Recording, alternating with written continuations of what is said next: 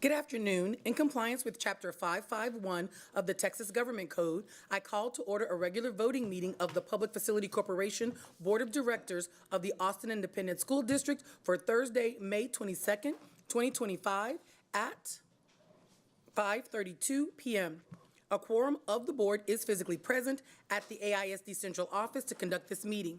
This meeting is being broadcast on cable channel 22 through Spectrum, a sound broadband, and on channel 99 through AT&T Uverse. Closed captioning in English is available on these platforms for individuals who are deaf or hard of hearing. Thank you for joining us. We will move to the approval of the agenda. Secretary Boswell, do you have a motion to approve the agenda? So moved. Is there a second? Second. Thank you. Having a motion by Secretary Boswell and a second by Trustee Whitley Chu to approve the agenda, all those in favor, please raise your right hand. The motion passes unanimously with a vote of 5 in favor by all those on the dais. We will now move to the action item on tonight's agenda. Secretary Boswell, do we have a motion to approve agenda item 2.1?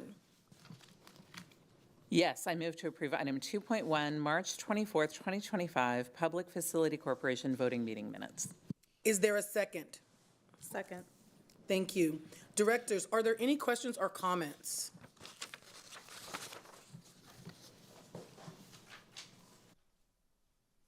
Okay. Having a motion by Secretary Boswell and a second by Trustee Whitley Chu to approve item 2.1. All those in favor, please raise your right hand. The motion passes unanimously by all those on the dais. Secretary Boswell, do we have a motion to approve agenda item 2.2? Yes, I move to approve item 2.2, approval of restated governance documents for the AISD Public Facility Corporation. Is there a second? Second. Thank you. Directors, are there any questions or comments? I have a question. I know that these documents are expanding the number of people on the Public Facility Corporation board to include 3 elected trustees and 2 people who are not trustees who apply and are chosen from the community. And Ms. Greathouse, I would love some guidance from council about how those people will be chosen, whether that's contemplated in the bylaws, and if it's not, how we make that decision. So, good afternoon. Thank you for having me here. So in terms of how they're chosen, they must be appointed by the governing body of the ISD. So the Board of Trustees must vote upon and appoint all of those people to the board. How you choose to nominate people is up to you. That is not governed in the bylaws specifically. It is something that you can dictate by a policy. So we've left that to be more flexible so that you're able to choose how to do that. And I believe we've talked about some potential ways to do that. So Jeremy, I don't know if you want to talk about more of that process. Sure, good afternoon. So currently the application process is open to the public through June 30th.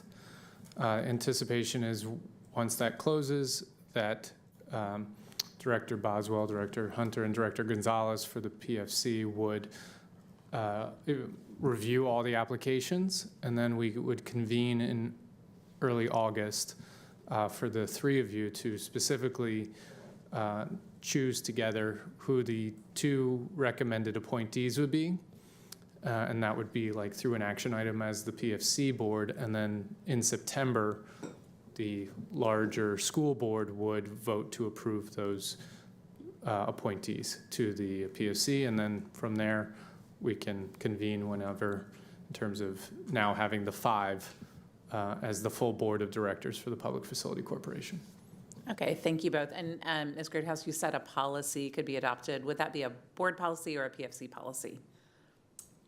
It would be a PFC policy. Okay, thank you. Thank you both. Are there any more questions? I have just a quick query, want to just make sure that I understand. So that we set the application, how was that made known that the PFC was going to be expanding to 2 non-elected people? So over the past few weeks have been publicly promoting this. We also have communication going out through the district, but reaching through organizations, everyone from the Austin Housing Coalition to Urban Land Institute, Education Austin, other similar type entities that either have just the general public that make up their constituents, if you will, but also those who would bring some of that experience in the housing realm, making sure that they're aware, because I know that is something that the directors have expressed is kind of a balance between the two of community voice that either brings just lived experience or community voice who actually brings expertise and knowledge in housing that could be contributing to this board. Excellent. And then finally, just so that everyone is aware that the PFC, we've asked you to go ahead and clean up some things and do the bylaws, and so we're going to vote on that here, but it still needs to be voted on by the larger board, so that if we have questions now, we can ask those questions. That way, we are maybe saving a little bit of time. If you're curious about something, now would be a really good time to ask those questions. I feel like we're comfortable. Okay. Then if there are, excuse me, there are no more questions, we need to finish the vote out, correct? 2.2? Okay. Having a motion by Secretary Boswell and a second by Trustee Whitley Chu to approve item 2.2. All those in favor, please raise your right hand. Passes unanimously by all those. Excellent. Thank you so much, everyone. This concludes our meeting. Secretary Boswell, do I have a motion to adjourn the meeting? So moved. Excellent. The meeting is adjourned at 5:37 p.m.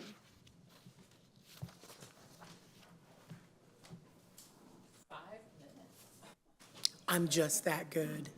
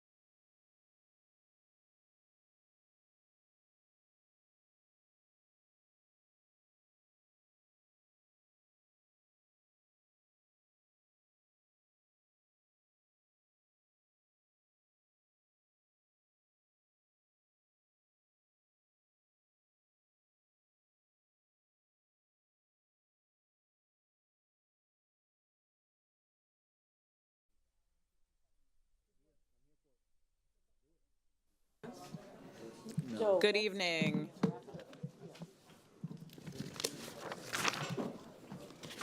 I'm going to my script, pardon me. In compliance with Chapter 551, Open Meetings of the Texas Government Code, I call to order a regular voting meeting of the Board of Trustees of the Austin Independent School District for Thursday, May 22nd, 2025 at 6:02 p.m.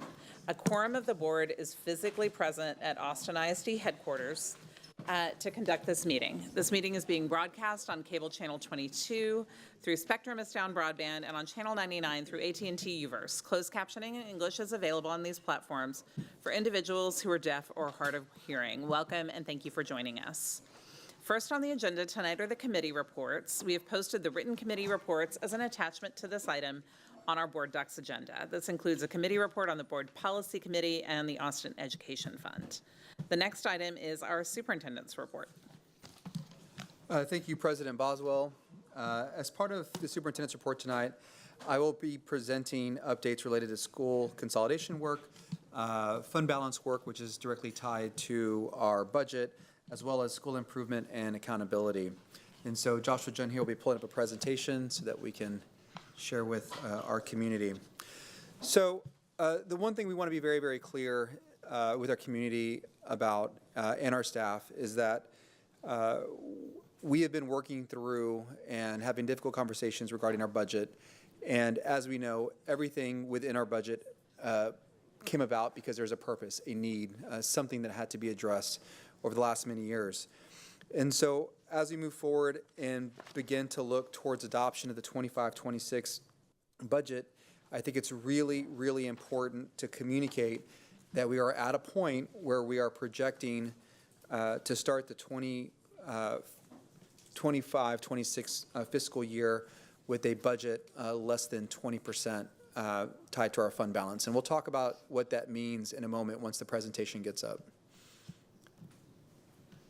I think it's important to show the kind of graphics.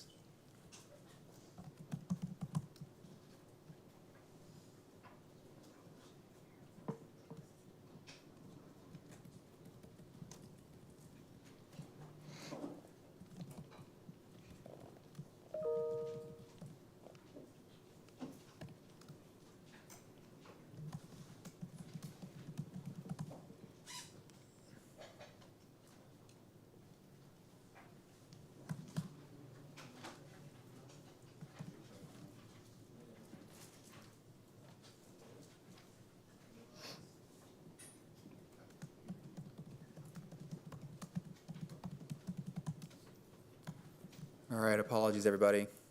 We'll get it up before too long. I'm happy to restart as well.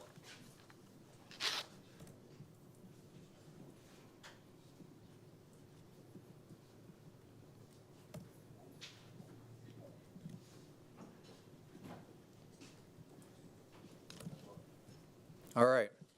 I'm going to just go ahead and rewind just a moment or two.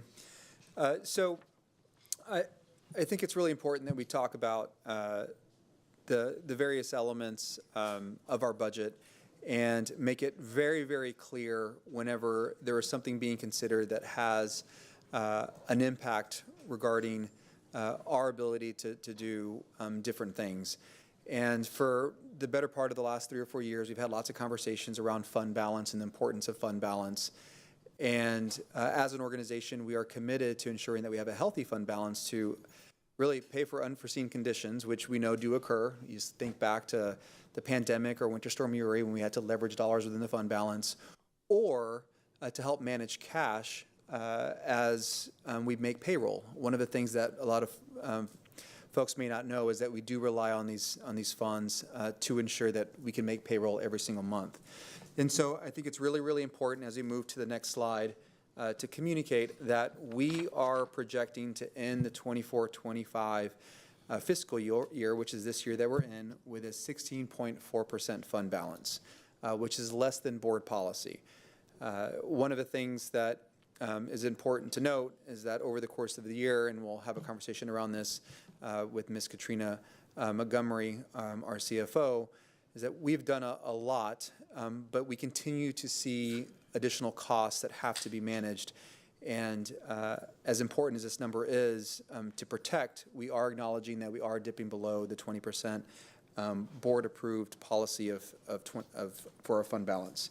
Now, as we move to the next slide, this graphic is one we've shared a couple times, but I think it really helps communicate the importance of our fund balance and how we use it. Looking at the graphic, which you'll see on the left column, on the x-axis, are the months of the year, and on the y-axis you'll see the balance or dollars in millions. And so what you'll see in red are the cash that are the accounts payable that we have over the course of the year. And what you'll notice is that early in the fiscal year, July, August, September, we have lots of really large expenditures that hit our budget. You can see there we make our recapture payment, property insurance, and then you see it begins to level out over the course of the year.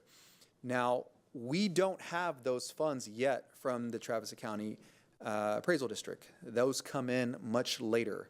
And so the inflow of cash is shown in the bar chart as blue. And so you can see we have funds coming in, but we really don't see the majority of it till November and December. And you see that big increase in January of 2024, where 50% of our tax collections have been completed. So you can see there's money going out at the beginning of the year, and then slowly, about mid-year, we begin to see earnings from tax revenue be collected. So the black line represents our cash at any point along the fiscal year. And again, this is the 2023, but this trend line, these relative cash flows are the same for any year. So we start at the beginning of the year with a healthy fund balance, which you can see there with the black triangle, and then we draw down our cash because our expenses exceed the revenue that has come in for that month, and it draws down, down, down, down, and then we recover back up around November, and then we stabilize towards the end of the fiscal year. The one thing I want our community to see in our families and staff and certainly our board, and we've seen this before, is how close it gets in November, December. In 2023, we had about $53 million on hand, and you can see that is razor thin for us. It is something that we have to manage. I know Ms. Katrina Montgomery and I spend a lot of time talking about making sure we have enough cash on hand so that we don't have to extend to get a line of credit or to rely on anything other than our cash to make payroll. And so it is really, really important that we maintain a healthy fund balance.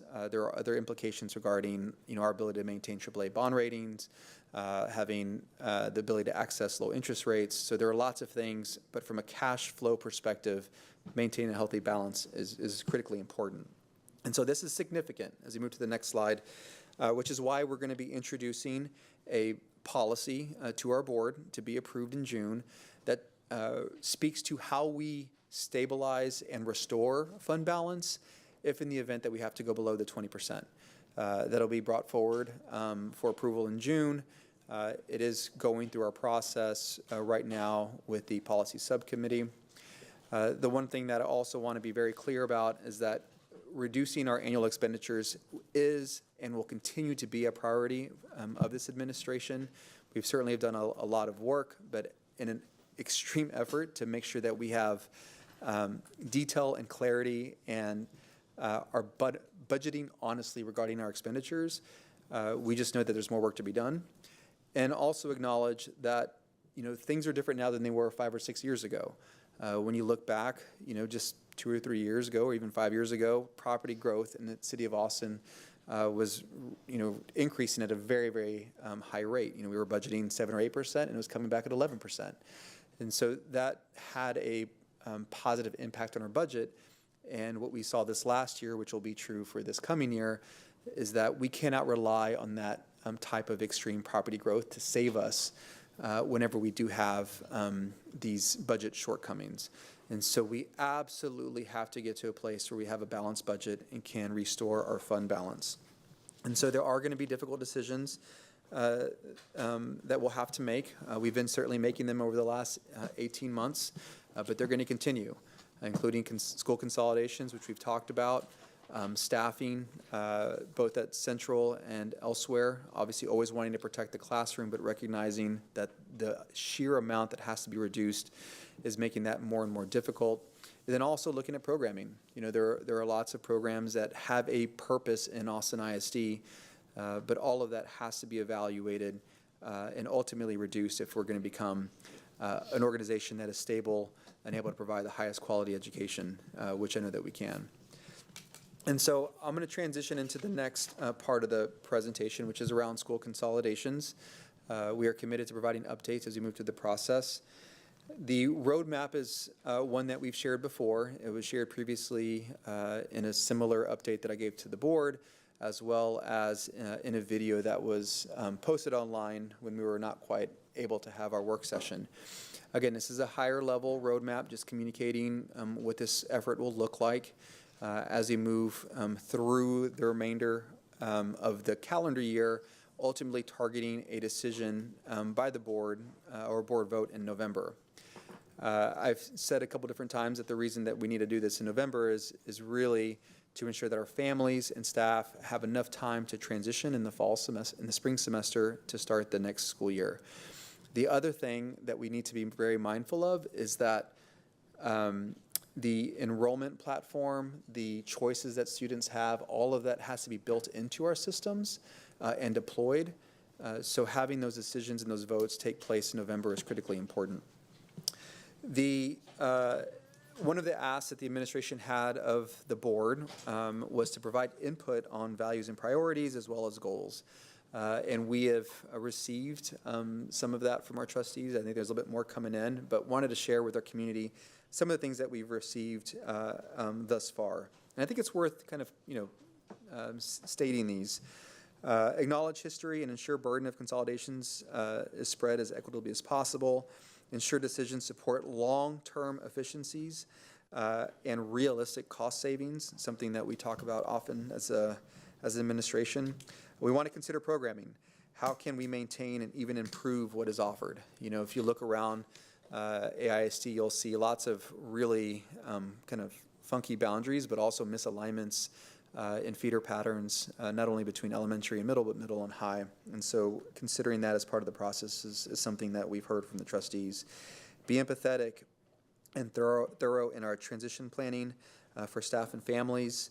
Avoid a TA takeover or an installation of board managers, and align feeder patterns and vertical teams. And some of the goals.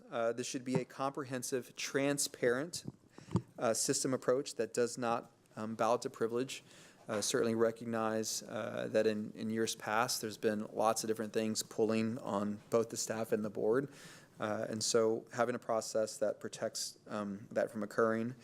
Acknowledging that this will be disruptive, but we can do hard things, and we can do them together if we have the proper support. Be future focused and acknowledge the past and work together for a better, stronger Austin ISD. So I think all very appropriate and certainly will be used to help inform the work. When we think about the structure itself and the process that we're going to go through, I want to be really clear that there is going to be one tool, but there are different parts of that tool. There'll be one that's associated with the data inputs, the analytics. The rubric will ultimately yield a list of all schools, and from that list we'll identify, which schools may lend themselves to a consolidation. But we have to consider the contextual kind of context of the local environment. But programming exists, the impact, the transportation challenges that we may have if we, explore a consolidation at that school, staff movement. There's so many other things that we have to really think through and plan for before we can actually get to a final recommendation. Our hope is that when we do have that recommendation, it is one that can be received as a recommendation, but just wanted to communicate to our families and staff that there are multiple things that are considered. Some will be done earlier on, but a lot of it will occur a little bit later as we get through the intentional work. And it's also important to note that a lot of this work is going to occur in the summer, where we have some time to actually do the work. Our goal is to engage, get feedback now before school lets out. But as we get into the analysis, just having the space to do that's critically important. One of the things that you probably saw on the roadmap was a principal working group. It's a commitment of ours. You know, it's important that we have principal voice as part of this process. They are tremendous leaders and understand the challenge that we have ahead of us, but also recognize that something has to be done, just given the challenges we have around our budget. So some of the things that I want to share with the board is that they are starting to meet. They will meet starting on June 9th, and that'll continue on through the fall semester. They'll provide feedback on values and priorities. And I also want to be really, really clear that principals' participation in this won't have an impact on which schools are considered or not considered. We've had lots of conversations. Principals are tremendous, and I think really just want to make sure that the process is as good as it can be. So we're very appreciative of that input.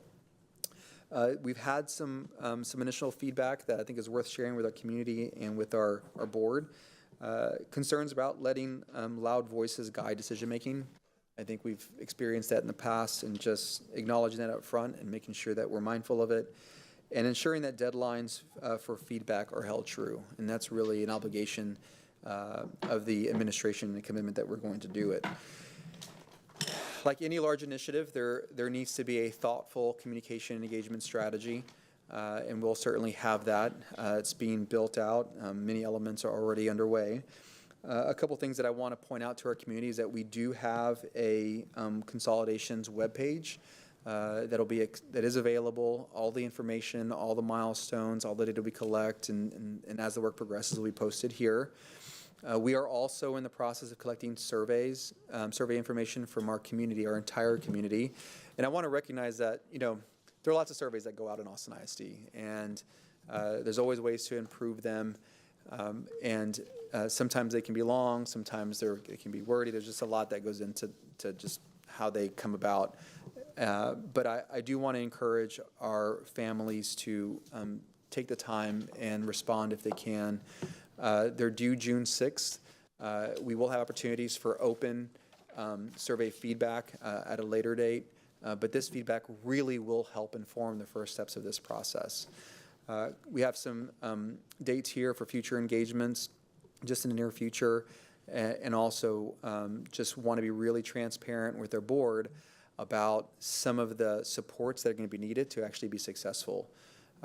When we engage here in Austin ISD, we have to do it in a very thoughtful way, which means that we'll need some support around meeting facilitation. Translation interpretation is something that we value here in Austin ISD, and when we have this type of initiative or project, we want to make sure that we provide those supports. And right now, we know that we can't do it without additional support coming into the work. We have already engaged with a demographer, which is critically important for this, and then also acknowledge that we're going to have to make adjustments into our system for how we support enrollment. And then lastly, overall strategy, right? This is something that we will need support on. Want to make it just transparent to our board that these are things that have to get done. It is a big lift and will require a little bit more support. Some of the upcoming deliverables include finalization of the data collection, tool usability and testing. We'll continue to get board feedback as early as the 12th, which is in a couple weeks. And we're going to continue on with the work. Happy to answer any questions about this via board update or through one-on-ones, but just wanted to communicate to our community where we were. We weren't able to quite have the same dialogue because of the minutes that we didn't have available to us last time, so really wanted to create a little bit of space to provide an update. So as we move on to the last section of the superintendent's update, want to provide an update regarding school improvement. As an organization, it's important that we do things our way and leverage the real assets that our communities are, and acknowledge that our school communities are going to know so much and be able to inform our responses to the improvement work in a way that no one else can. But we need to be able to be able to manage it. And so what this slide here communicates is an approach that the administration is going to take. We are looking at having all of our schools be supported locally by a CAC plus. And the reason I say CAC plus is because, CACs are existing groups at each of our campuses that really are leveraged to help support various efforts, and they're very localized. But we also acknowledge that much more needs to be brought in, many more voices, community inputs and thoughts, and partners to really get a thoughtful plan developed and ultimately implemented. And so you can see here in the top right-hand corner some of those different groups that we're going to be asking to get involved at the local level. The other thing that I want to share with our trustees is that it's really important that we also have a district level committee that is comprised of different individuals that are in these specific schools. It's really, really important that there's the opportunity for idea sharing. There are things that we may be able to introduce at a district level that we wouldn't know unless we got those inputs. And so it's just a really great way for us to manage actually to support these schools and also protect them, because what we know is that there's a very loving, giving community in Austin, and a lot of times if it's all directed locally, campus by campus, it can be overwhelming. And so this structure allows us to receive that, organize it, make sure that we're aligned, and then deploy the resources appropriately. And so I do want to thank Trustee Gonzalez for working with us to kind of get this to where it needed to be. It allows us to be successful in how we support our schools, but also not duplicate efforts. So I think it's a very good approach as we move forward. Speaking specifically to the turnaround plans, I wanted to provide a brief update regarding some of the milestones that have been hit, but specifically around engagement. You can see here on this table the different milestones that are required as part of the turnaround work, but also some of the others that have been information to be collected. You can see the different engagements that have taken place. The one that I want to call out is the third column from the right. Well, actually the third and fourth. The fourth one is the feedback survey, when it'll close, which is May 30th. We want to just continue to promote that, get feedback, and then want to also communicate that we are going to have these plans in draft form available to our school communities to review, to provide feedback to us. We're going to be working with our partners locally to facilitate those conversations. And so all of that will occur over the week of the 26th, and we'll bring those back with that input for final drafts shortly thereafter. We are still targeting June 12th for approval. And what I'll say is, the feedback has been really useful. You can see on the next slide some of the principal coffees, how those have kind of worked over the last several days. This is an example of Dobie Middle School. Dr. Amerson has been working with the principals and with the team to make sure that we have lots of opportunities for our community to engage with us. As we move forward, some upcoming opportunities for engagement. Principal coffees will continue. Office hours, which will be at the campus. We'll get feedback from our communities over the course of the week of the 26th. And then really looking to just be hyper-transparent and share with our community at every step along the way. We will have a website launched for this work. It'll be launched on the 23rd, which is tomorrow. So that when anybody wants to kind of see where we are, they can be referred to that, see all the documentation, all the resources that have been deployed, and also kind of any summaries of meetings so everybody can understand where we are as we move through this process together. And so with that, I'll complete my superintendent update and move on to the next agenda item. Thank you for this. Trustees, do you have any questions or clarifications? And I want to make clear before we get started, under our Lone Star governance minutes to stay at 50% for this meeting, we have a total of 1 hour and 57 minutes we can use for legally required items. So we're at 23 and a half minutes right now. Just wanted to share that. Thank you. Any questions or comments? These are important topics and we have the time. I'm so. going to say very, very briefly. When we're looking at school consolidations, we're going to see this budget coming and this budget presentation, and this is why this has to happen. Like when I think about my kids' school and what they get at that school, I want all kids in Austin to have libraries, to have access to the fine arts, to have these amazing programs, and to maintain that quality of education. When I see like creating a tool and putting schools in and spitting them out, our community wants great things for our kids, and they are very thoughtful. They can understand the budgetary process we're in, and we need to get people in the same room, because this is not going to go well if it, I see, this line at the bottom that says engagement opportunities.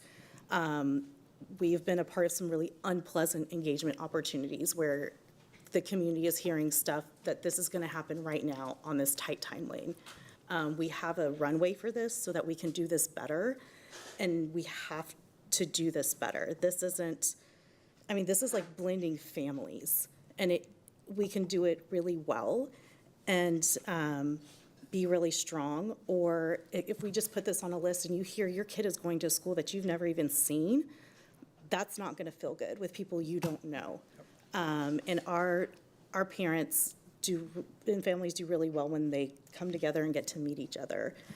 So I hope to see some more specificity of how that will happen, especially with our parents who are our families who are currently being served, and our families of young children who might not even know what they want for their students, but they're shopping around. They know they go to their neighborhood school and they say, oh, we don't do tours. But they do tours at my kid's school, so we have a ton of transfers coming in. I've been to this school in their neighborhood, and I know it's fantastic, but they didn't get to go. So being really, really thoughtful about how that gets done, because we could make our schools a lot stronger, or we could really destroy our communities and the assets that we have. Thank you. Trustee Rodriguez. So I just wanted to key into the communication and transparency part. And, being a new trustee, even considering my lack of experience on the board, this does not seem like a typical situation, nor an annual situation, or even a regular decade situation.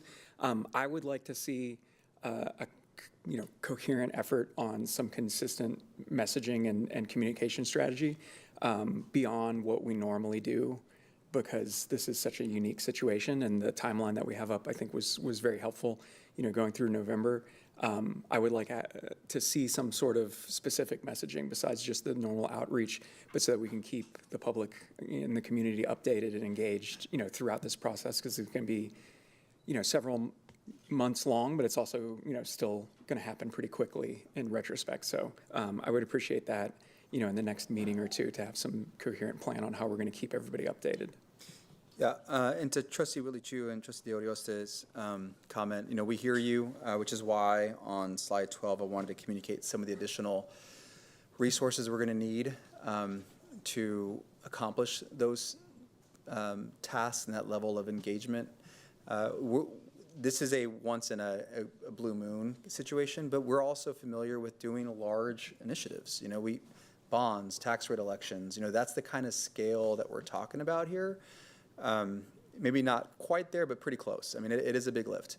And so that is what I expect, and that's what we'll deliver as far as communication engagement plan. But I want to be really honest, it's going to require some additional resources to be able to pull it off, because it's so infrequent, we're not built necessarily to do it that way without some additional support. So I hear you, and we will be responsive. Yeah, thank you. Let us know what we can do to help. Absolutely. Trustee Kaufman. In particular around the school improvement plans, I would just ask, excuse me, in regards to school improvement plans, particularly around Dobie, Webb, and Burnett, I would just note that we receive a lot of public commentary on those plans, both from, people who are looking at the big picture around the impacts and also some very heartfelt pieces pertaining to individual situations and impact on students or staff.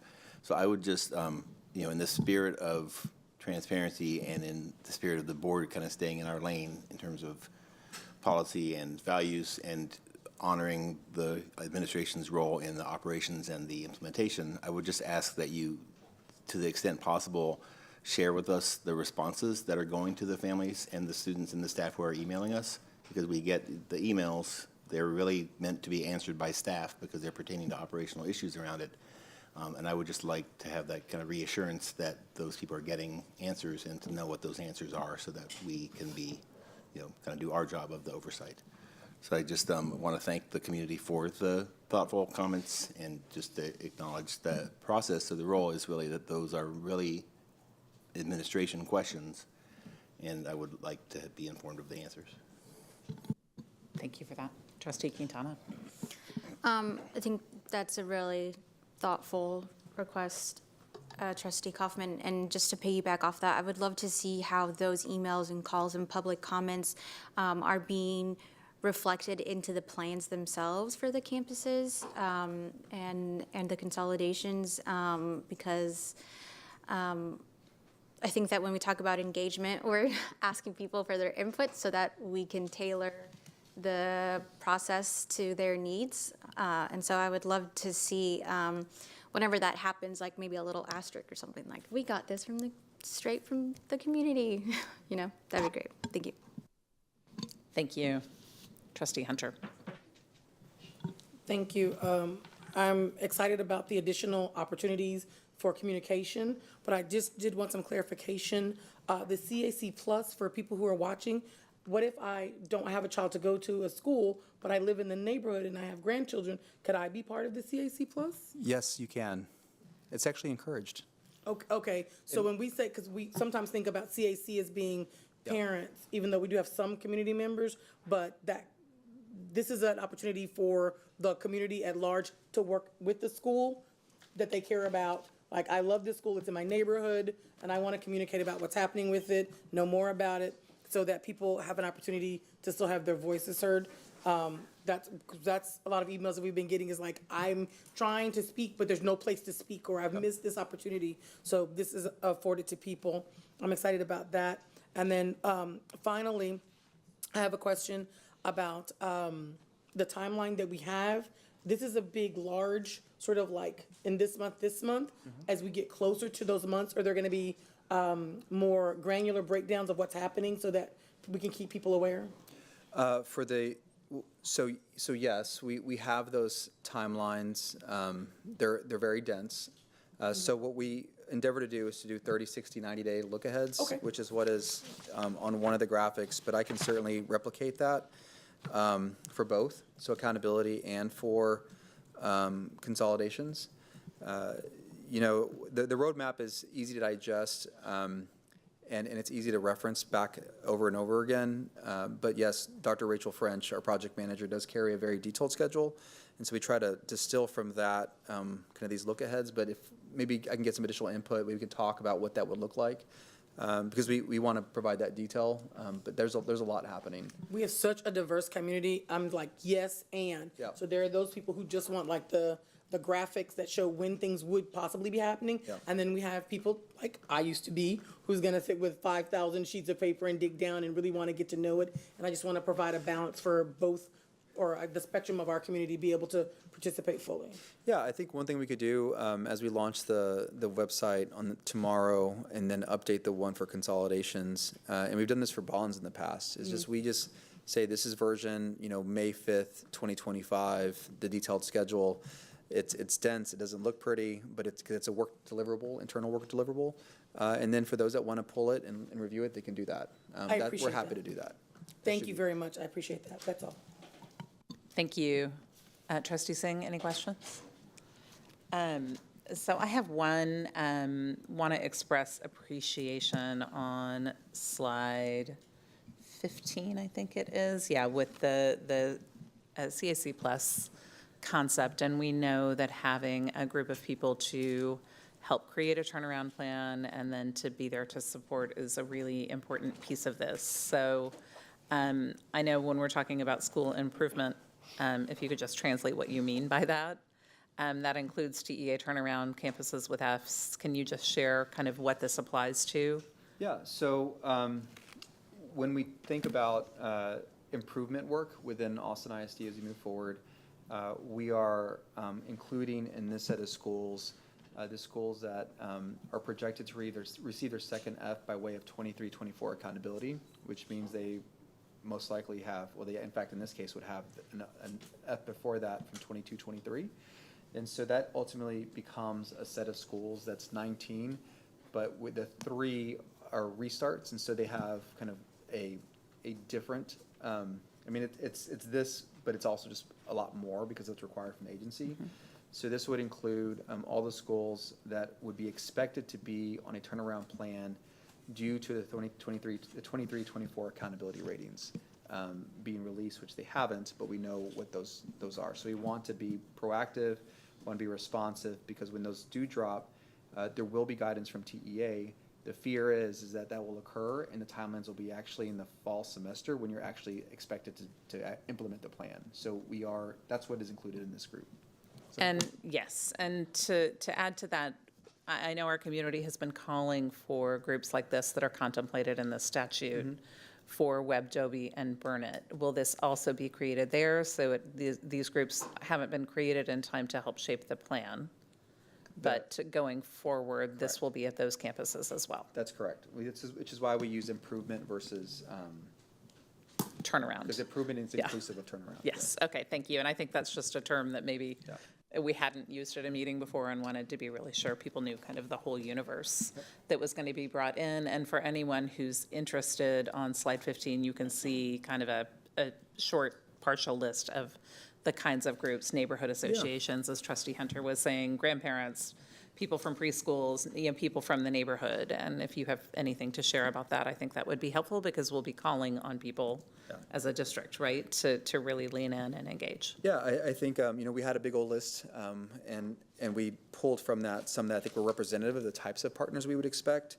So I think it's worth just listening. I mean, students, not only students at the school, like for instance, secondary, but also, maybe students that are, moving to a high school, that are in middle school. We want to make sure we're inclusive.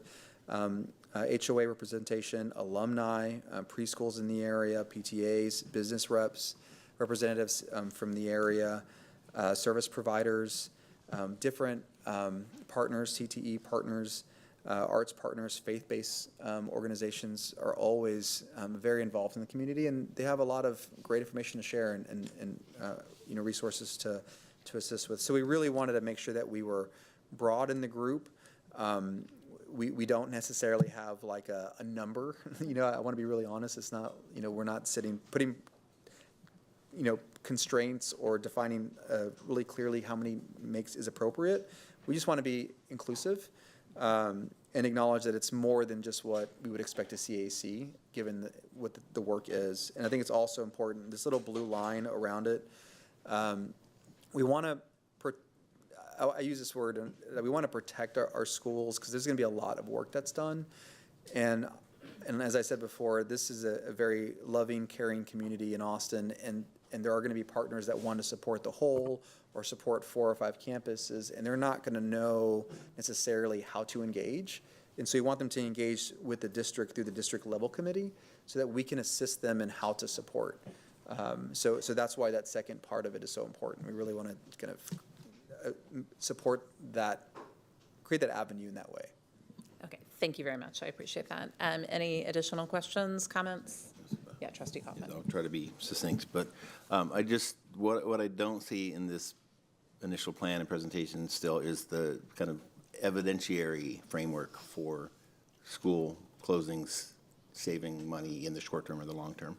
And so I just want to reiterate the question I've asked before, and it's something I think we really would owe to the communities that we're discussing this with, that we would owe them the kind of evidence to say that potentially closing schools actually has either resulted in cost savings in the short term and the long term in AISD, or more globally when it's been done in other districts, because there is there are studies and evidence out there that says that closing schools, it sounds like it will save money, right? Because we are spending money. If we close it, we will stop spending money.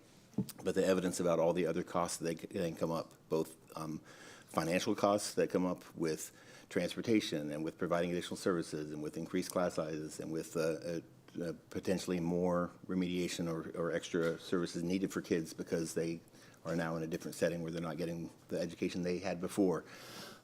The cost to the community that perhaps we can hopefully get the city of Austin to help with, but there are costs to the community of no longer having that in the area. There are transportation costs for families. There are all these types of things that come up, many of them financial costs. So if we could at least focus on the financial costs and see the evidence that says that we can have confidence that if we make these incredibly hard and painful decisions, that they will result in the savings that we're asking for. Because otherwise it's a political expedient to say, to tell the powers that be who are insisting, or the community people who say, you're spending too much money, you're getting smaller, you must cut, that we might answer that, but then end up having no savings to show.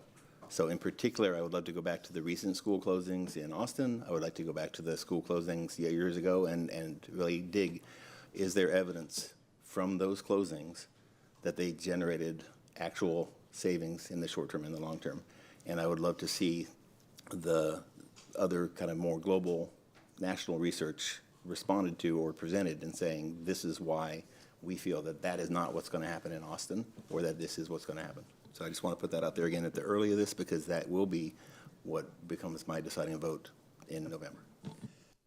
Yeah, and Trustee Kaufman, I appreciate that. I mean, being from this community and obviously participating in the most recent process, I certainly understand where those comments are coming from, and there's, research both ways, and I certainly want to acknowledge what what's happened, bless you, in Austin ISD, but also I don't want to communicate that the way those funds were managed after that occurred was also the way that we would do it moving forward. So I think that the challenge that we have is kind of how to share that information given the kind of limitations we have on time. And so maybe we look at building a video, providing some resources, deploying that video, because there's a lot to it. We've shared some slides in the past year, but I do hear you. I think it's important that we do that. It's something that I'm more than happy to talk about, but we just need to find the right space to do it and the right kind of mechanism to do it. Yeah, and so step one is that analysis has been done, right? And step two is what's the effective way to communicate that. But doing the analysis, that's the piece that I think is most important to me. And then as far as there's some research for and some against, always with research, the pivotal question is what, not just what works, but what works for whom under what conditions. And so knowing that these are our conditions under which we're considering this. This is the state of AISD. This is what our community looks like. This is how our students are distributed. This is what the socioeconomic segregation looks like in our city, et cetera, et cetera. Where have we seen conditions like that in terms of school closures, and how has that resulted, right? So I don't question that in some contexts, school closures save money and without significant harm to student populations. But I don't want to do that on an act of faith. I really want to do that with evidence. Thank you. Additional comments? All right. Thank you. It is now time to move on to our public testimony for items on the consent agenda. Members of the public wishing to participate in the public testimony portion of our meeting. Oh, no, sorry, we have the intruder detection audit before that.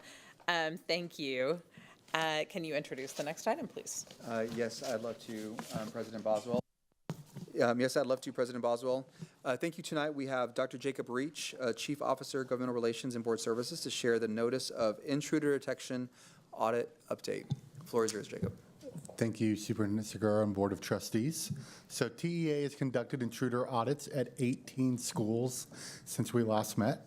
At least 3 schools in Austin ISD failed to meet all standards during the audit, and they must complete the corrective actions within 60 days. Since August of 2024, 110 campuses out of 111 have been audited by TEA. So we are at 99% well above the requirement set by the state for the percentage of campuses that need to be audited. And so we are most likely complete for the year, and that ends the report for today. Thank you very much. Any questions, trustees, about the intruder detection audit? What's that? This is legally required, and it is, Okay, yes. thank you.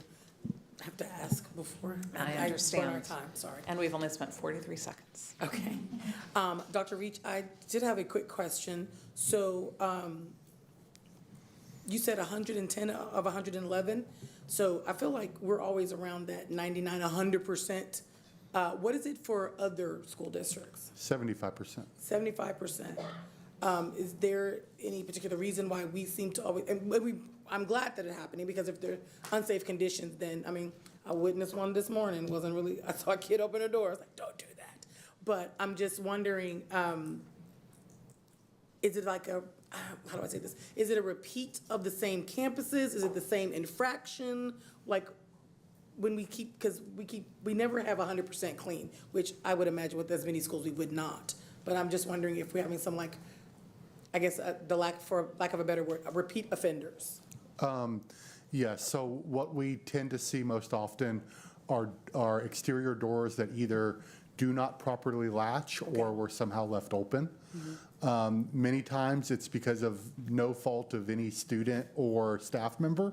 It's just that we need to fix that door. Okay. To confirm for the board, as soon as these are identified, Mr. Simon, who works on each one of these plans, will turn it over to our maintenance staff, and that is prioritized to go fix right away. So if we say, hey, this door at such and such elementary did not latch properly and we were cited on that, that goes to the top of the list to be responded to. Perfect, thank you for that. And I know we are inundated with things that we are trying to take care of and things we're trying to do, and we have all this training for teachers and all of this introduction. I am wondering how we're helping campus communities understand, because I haven't gotten a ticket in a really long time, but other trustees have. And so when you get a ticket, right, you are very cautious about driving for a while, and then you're not, because you're separated from the pain of the event. And so in all seriousness, we were very diligent. I think a lot of people were after Uvalde, but I feel like without the reminder for people, right, that we need to continue to be vigilant. And I would like to know how the district is helping people, because I saw kids opening up the beautiful gates that we built, right? They figured out a way to do this and do that and get the gate open. The gate is there to keep them safe, not to give you a shortcut to class. But I understand you're 16 and it's a large campus, so you're gonna take the shortcuts. If you look around Northeast, pretty much those fences are ripped apart because kids have figured out how to go under, over, and around them, the old, smaller chain links. So how do we help students? How do we help students and teachers, say we've been super lucky, right? Even when we had an active shooter near a school, we were protected. So to be more cautious, I don't know how we would integrate that into all the other things we're having to do. Yeah, so the first thing I would mention is that part of our steps is to do weekly door sweeps. There is a staff member assigned at every campus whose responsibility it is to complete that weekly door sweep. And then they keep a record of that sweep, and Mr. Simon and his team will sometimes check those records to see, okay, has this campus been completing those weekly? So that's one step that we take. Another, and I need to better understand how widespread this is, but I visited 3 middle schools over the last week, and for each one, I tend to park in the back normally, because that's what I do, and come in through the back. And I noticed that at all of those campuses, they had signs on the doors that said, not an entrance for students and family members. Don't prop open, go to the front of the school. So it had reminders on the doors, both for the students and for the community members and the staff. And then the third thing that I would mention is when we do get a campus that may be cited under one of these, we are required to go out and meet with that campus staff and share the reason for being cited and the steps that are helped provided through the Texas School Safety Center, which is out of San Marcos. We have to go through those steps with that staff community to remind them, here's what we're expected to do. Here's how we follow through on that. Here's what we're checking. And that's another requirement that we actually have to submit to TEA. It's when I say that we have 60 days to submit, that's part of it, is that we've done that training. So that's another thing that we do to help support our staff. Okay, perfect. And then, are we doing anything, because believe it or not, middle school students are really kind and generous. And they will see you walk into the door and they want to push that door open for you. And I always say, thank you, baby, don't do that, right? So how do we help our young people understand that your intuition is to always help, but they need to ring the buzzer. I've closed the door on another parent. Like, if you're a parent, then you can buzz in to get in too, just like I did. So how do we help our young people understand that? Are we doing anything, or is that incorporated in any sort of character education, or I don't know? What are we doing? Yeah, I'm not sure if any of my colleagues would know of any character education or additional support we may do for students. I know what we're doing for staff. Yeah, thank you, Dr. Reach. Christine Steenport, Chief of Operations, Emergency Management falls under my purview. So in addition to those signs, there are other signs to remind those students, don't open the doors, right? Like, let those folks know that we're not going to hold the door open, or they need to go over there. So that's one of those like visual reminders that we have. There's also campus safety coordinators at every campus. So there's a touch point between that emergency management specialist and that campus safety coordinator, that they're having touch points. They have things that they have to be in compliance with. And like Dr. Reach spoke about with the compliance piece and turning in and going through and saying, hey, you had this audit or this intruder audit and you failed on this part. Here's why. What are we going to do about it in the future? And so that's documented. Perfect. Thank you so much. Mm-hmm. Trustee Hunter, I'll also mention it's one of your schools. I will never forget the Norman Sims custodian who told me, no, sir, you are not going through that door. You are going to the front door like you're supposed to. And I said, you're right. That is what I'm supposed to do. And I apologized to him, and I brought him back a rave later for the amazing work he was doing to keep that school safe. I love that. Thank you. Any further questions? Good. Thank you very much, Dr. Reach. I appreciate it. And we always have a chance to talk about safety and security as well during executive session for safe, questions that are not safe to share publicly. So thank you for that. Okay, now it is time to move to public testimony for items on our consent agenda. Members of the public wishing to participate in the public testimony portion of our meeting called a dedicated Austin ISD phone line in advance of the meeting to sign up to speak in person or record their remarks. Tonight we have 2 people who signed up to speak in person and 21 who left a recorded message. We'll begin with our in-person testimony. To provide as many opportunities for input as possible within a limited time period at this meeting, each speaker will be allotted 1 minute. No substitutions or yielding of time to others is permitted. Callers who signed up to speak in person, please come to the microphone when your name is called. As you come to the microphone, there is a device that will light up as you move through your 1 minute of allotted time. And when the buzzer sounds, please make a final thought in 1 sentence. You'll also see a button on the microphone, so please turn that on so the light is green so we can hear you and people watching can hear you. We ask that whether you come to give a complaint or praise, that you please reference any staff member by position or abbreviated last name. We ask that all audience members, whether speaking or not, please show respect for others at all times. And thank you. Our in-person speakers for tonight are Steve Swanson and Cecilia Leonard. So if you can come to the microphone and share your comments, we'll begin there. Thank you.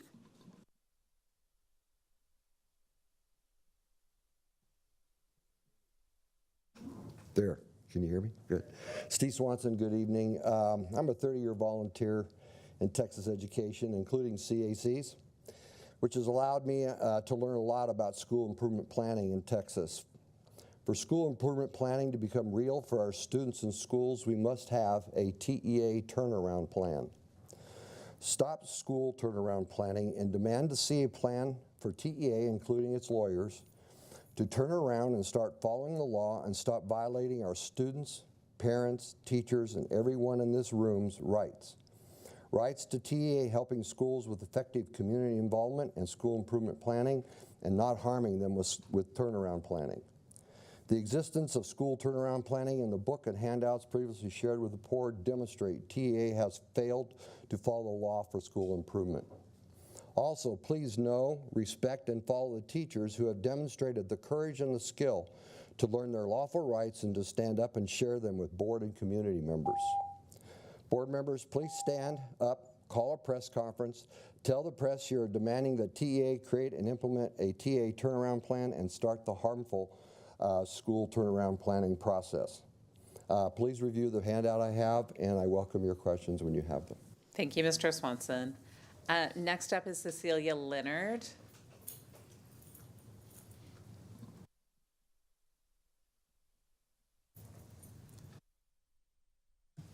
Hi, Cecilia Leonard. I'm a math teacher at Webb Middle School. So my school is still undergoing a very harmful and destructive restaffing process.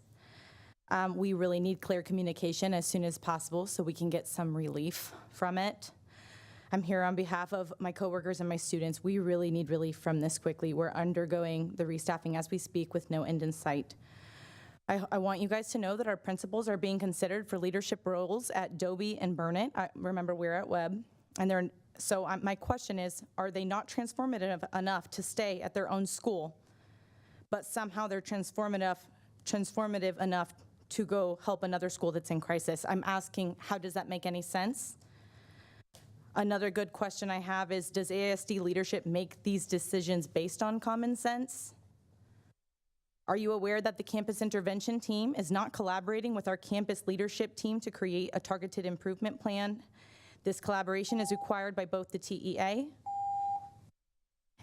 the Texas Education Code, and Texas Administrative Code. Therefore, we are in violation of it. Why are decisions being made about our community behind closed doors?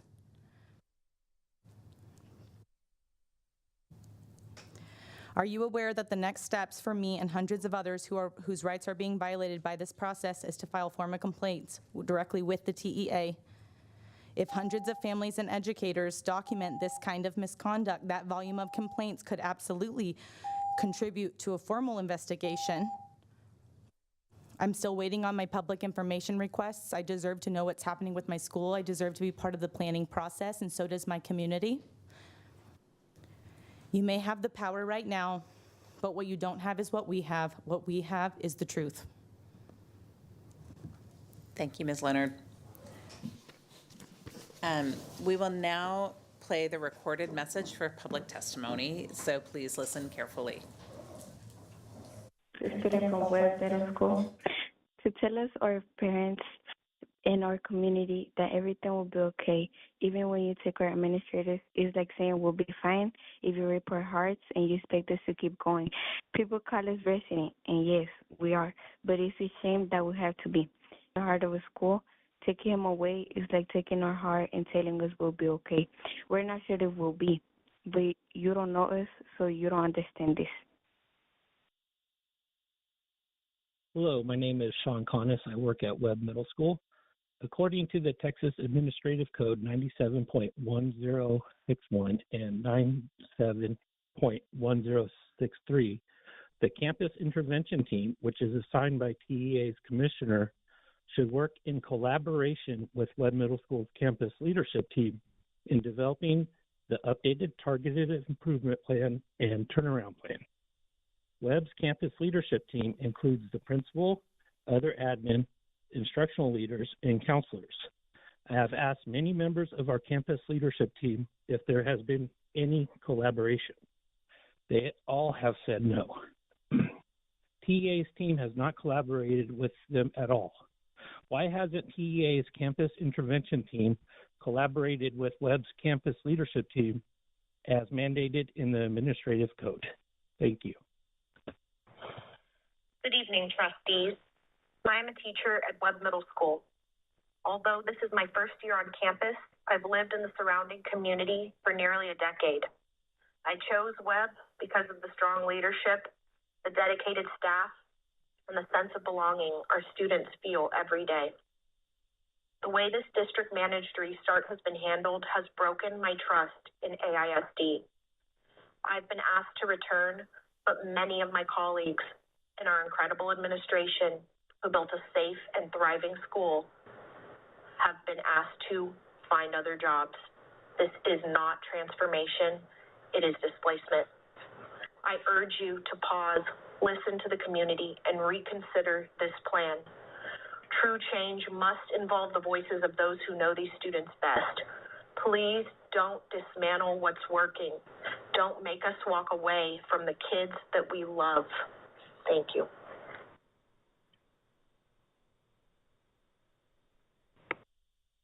I'm Melissa Brockway, and I teach at Webb.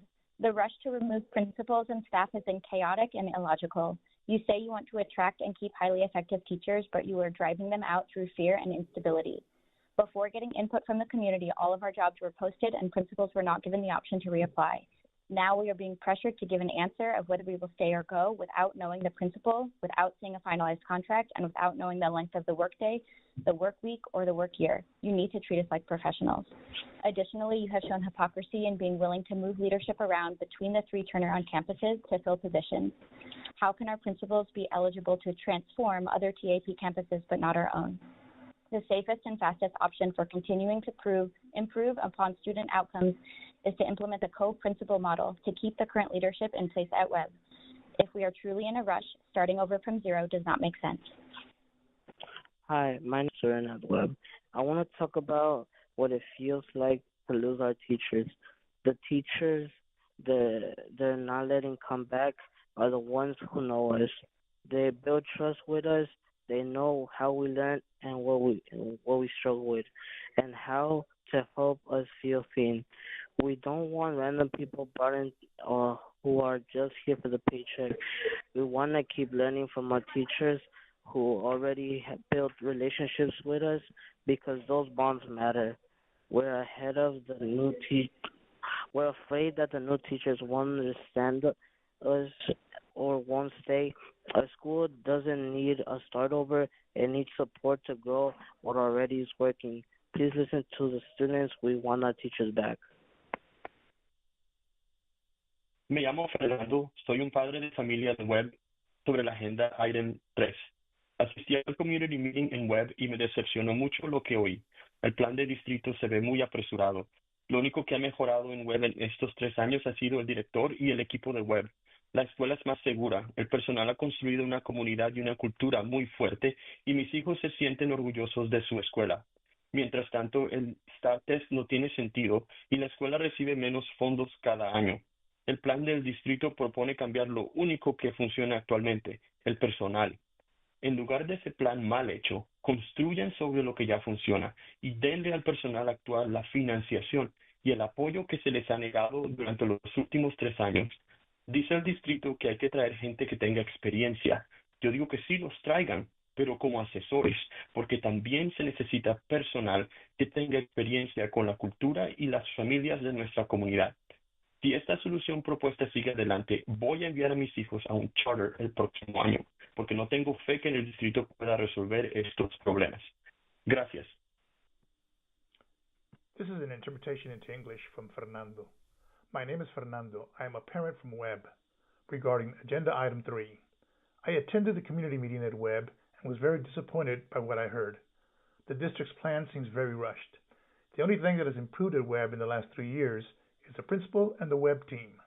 The school is safer, the staff has built a strong community and culture, and my children are proud of their school. Meanwhile, the staff changes make no sense, and the school receives less funding every year. The district's plan proposes changing the only thing that is currently working, the staff. Instead of this poorly thought out plan, build on what is already working and give the current staff the funding and support they have been denied for the past 3 years. The district says we need to bring in people with experience. I say bring them in, but as advisors, because we also need staff who have experience with the culture and families in our community. And if this proposed solution goes forward, I will send my children to a charter school next year, because I have no faith that the district can solve these problems. Thank you. This is Kirill Gillespie, Wellness Counselor at Webb Middle School. Texas Education Code 39A.101 requires Webb to submit an updated targeted improvement plan and a turnaround plan. However, per Education Code 39A.051, a campus intervention team should be assigned to carry out the planning process. According to Texas Administrative Code 97.1063, this should include a district coordinator and a principal direct supervisor.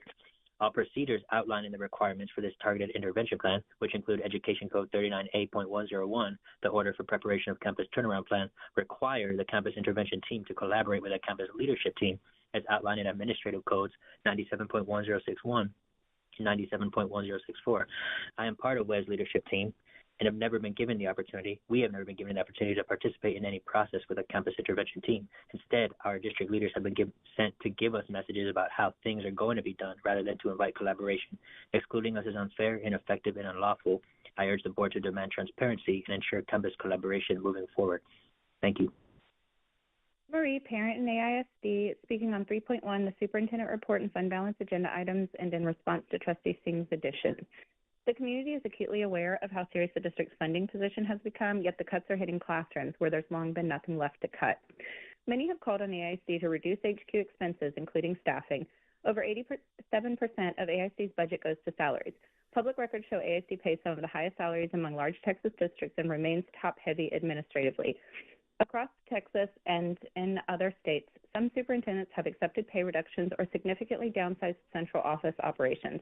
I urge this administration and board to do the same. Drastic reductions in HQ staffing, consideration of leasing out the entire HQ building, review of the org chart comparing Paul Cruz's org chart a few short years ago when we had 86,000 kids, now down to 72,000, and a serious review of executive pay and hiring decisions are necessary if AISD is truly committed to prioritizing students and protecting instruction.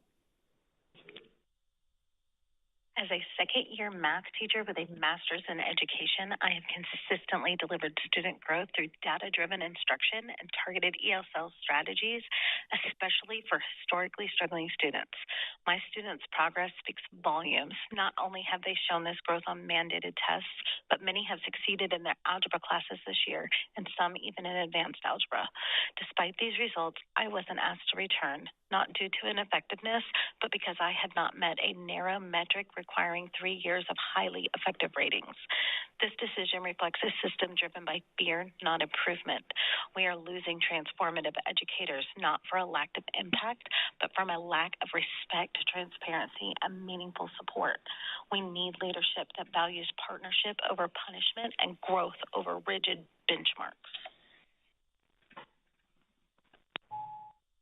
My name is Letitia Anderson. I'm calling in about agenda item 3.1. Good evening. The Texas Education Agency's extension on Dobie Middle School's turnaround plan highlights a deeper issue. Austin ISD's decision to offer $15,000 to $20,000 bonuses to lure new teachers to Dobie and similar campuses is a slap in the face to the dedicated educators who've been doing the hard work all along without proper support, resources, or recognition. Why do we have to entice educators as if these students are some kind of special project? These are not charity cases. These are bright, capable students deserving of consistent investment, not a rotating door of incentivized staff. And how convenient it is to suddenly find tens of thousands of dollars when we've been told over and over again that there's no money. No money for supplies, no money for support staff, no money for retention. We demand a return on our investment. It's time to stop patching holes and start building equity, starting with honoring the My name is Michael Gear, and I am the art teacher at Webb Middle School, and I've been at Webb for 17 years. This community is like a family to me. I've seen families come through, and the improvement that we have seen through the principal we've got and the work ethic that we've put in has put us closer and closer to meeting the goal. I feel like there's a one-size-fits-all issue that I have, and I want this district to get to the point. I don't know if you know what it feels like to watch your teachers be told they can't come back and face their classroom where the students are asking, are they coming back? One-size-fits-all is the STAR test. One-size-fits-all is closing schools and consolidating them together, thinking that each community struggles are the same. So I need somebody to figure out how to stand up, speak up, and treat the people that have been here for a long time, who dedicate their lives to communities like this, to give a better rollout, the same you would do in the South school. So we're waiting for somebody to speak up and get to the point. We need you to just get to the point of what.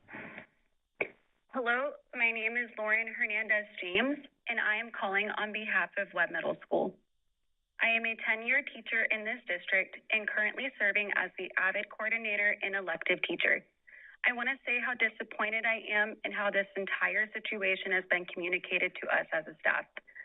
When we were first told of the restart plan, it was delivered in a cold, impersonal manner without answers to most of our questions. Many of our staff were pressured to say yes when told they were eligible to reapply, without contracts or anything in writing. This district may claim we are staffed, but this is misleading. Many of us, including myself, are actively applying outside of the district because our trust and faith has been broken. Please do not misinterpret the staffing reality. This has been handled very poorly. Thank you. Hello, my name is Gloria Orozco, and I am calling about my concerns with Webb Middle School.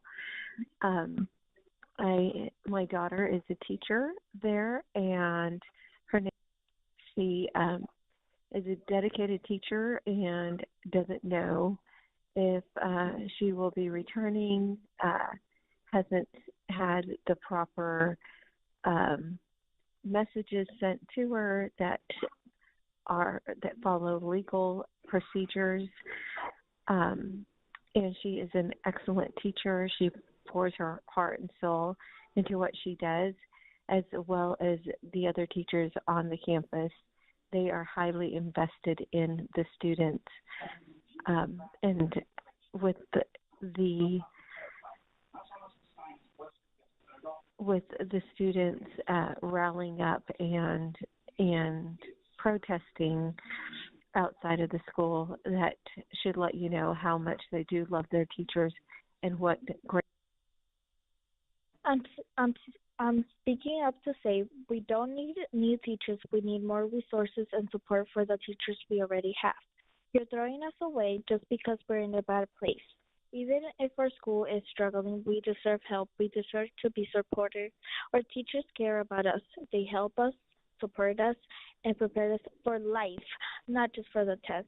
Please don't take away our school, our teachers, and neither your support. What we need is support. Please stop changing things and judging us because you think our school is ghetto. I hope you take our needs into account. Hello, my name is Jeff Nasano, and I am a 6th grade math teacher here at Webb Middle School. I am calling because I am one of the few teachers here that is eligible to come back. After receiving my call a day later, I get a Teams message stating I need to decide whether I am staying or not by the end of Friday last week. All of this seems so rushed. Why? I want to return to the school, but I have not been given a contract. I cannot say yes to something when I don't even know what I'm agreeing to. This violates basic principles of professional communication and planning. I asked Tuesday concerning about the contract, and the response was, we will hold an information session so that details can be provided and questions can be answered, saying that this will happen within this week. It's Friday or Thursday now. Haven't received anything. So, yeah.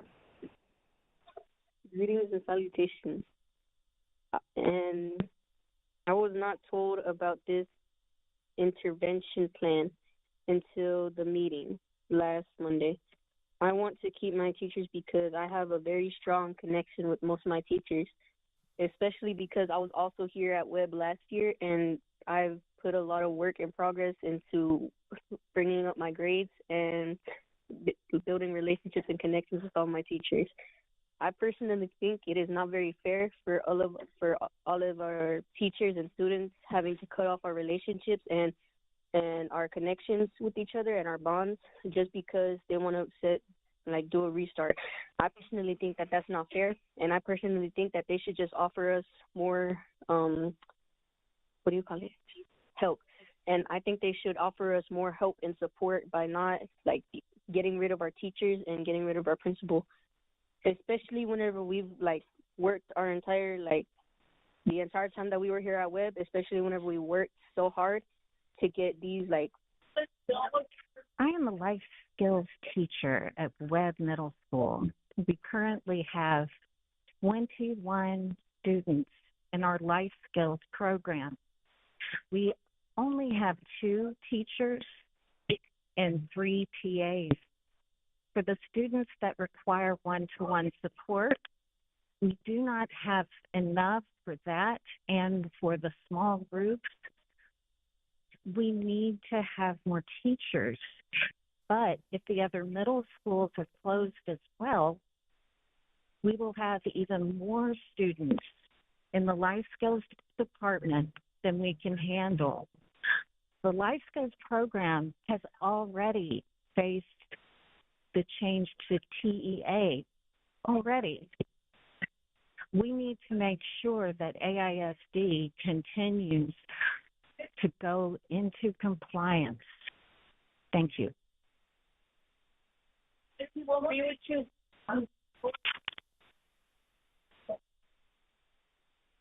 Hi, my name is Vanessa Gomez. I'm the PTA president at Burnett Middle School. My comment is, please don't take our teachers and our principals away. You're creating an error. Please just think about what you're doing and think about the students and their future. Thank you. Good evening. I am Helen Miller, and I want to address Agenda Item 3.1. As a concerned community member, I want to highlight the growing concern that central administration has become top-heavy. While we continue to see a steady decline in student enrollment, we are also witnessing a constant pattern of high and upper-level staff. This raises critical questions. Why are there too many high-level positions being added when the student population is shrinking? What is the justification for this expansion at the top? Most importantly, where is accountability from the board to ensure that these decisions are physically responsible and directly support student outcomes? Our focus should be on classroom, not corner offices. Thank you. Hi, my name is Jancy Abraham, and I'm a teacher at Webb Middle School. The district's turnaround plan has been messy and is not moving our students closer to success. Last week, I was called and told that I am not eligible to continue to work at Webb. 2 days later, they called back to change their minds. I have received no information about the workload requirements. As a parent, how am I supposed to make decisions for my own family when the district can't tell me the basic parameters of my job? If we're truly in a rush, starting over from zero does not make sense. The current Webb leadership has already helped Webb show growth. Keep them in place and choose a co-principal model. Chaotically changing the entire leadership will hurt student achievement for the next year because building relationships takes time we don't have. Good evening. My name is Christina Nava, and I'm calling on behalf of Webb Middle School. I'm a second-year CTE elective teacher and would like to know what the long-term plan is for the campuses being evaluated for improvement plans. Specifically, I would like to know if there is a plan to consolidate Webb and Dobie's middle schools down the road. I know from myself and a majority of my colleagues, when considering our options for our employment, we would like to know if we choose to stay, if we are going to be put in the same exact position within the next couple years. We know that you wanted to close Webb in 2019, and in the past couple weeks, we received an email saying that certain AISD schools will be consolidated in the 26-27 school year so a campus property can be sold. It seems that the timing lines up with our district takeover. Is that the long-range plan? Thank you. Thank you. This concludes our public testimony. Are there any questions or clarifications? Trustee DiOrio. So we received several comments here, and then I've heard from the community, earlier regarding the Texas Administrative Code and the, targeted improvement plans and the normal sequence of events. I'm aware that TEA put out guidance, I think, specific for this year.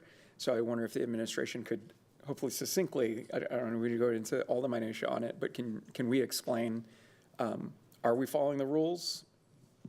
Yeah, so yes, I can bring the team up because if you want details about step by step, I mean, I just, because there are lots of questions, there's confusion, and I don't think we need the minutia on it because I know it's a complicated process, but why if you could say succinctly, why is it different now?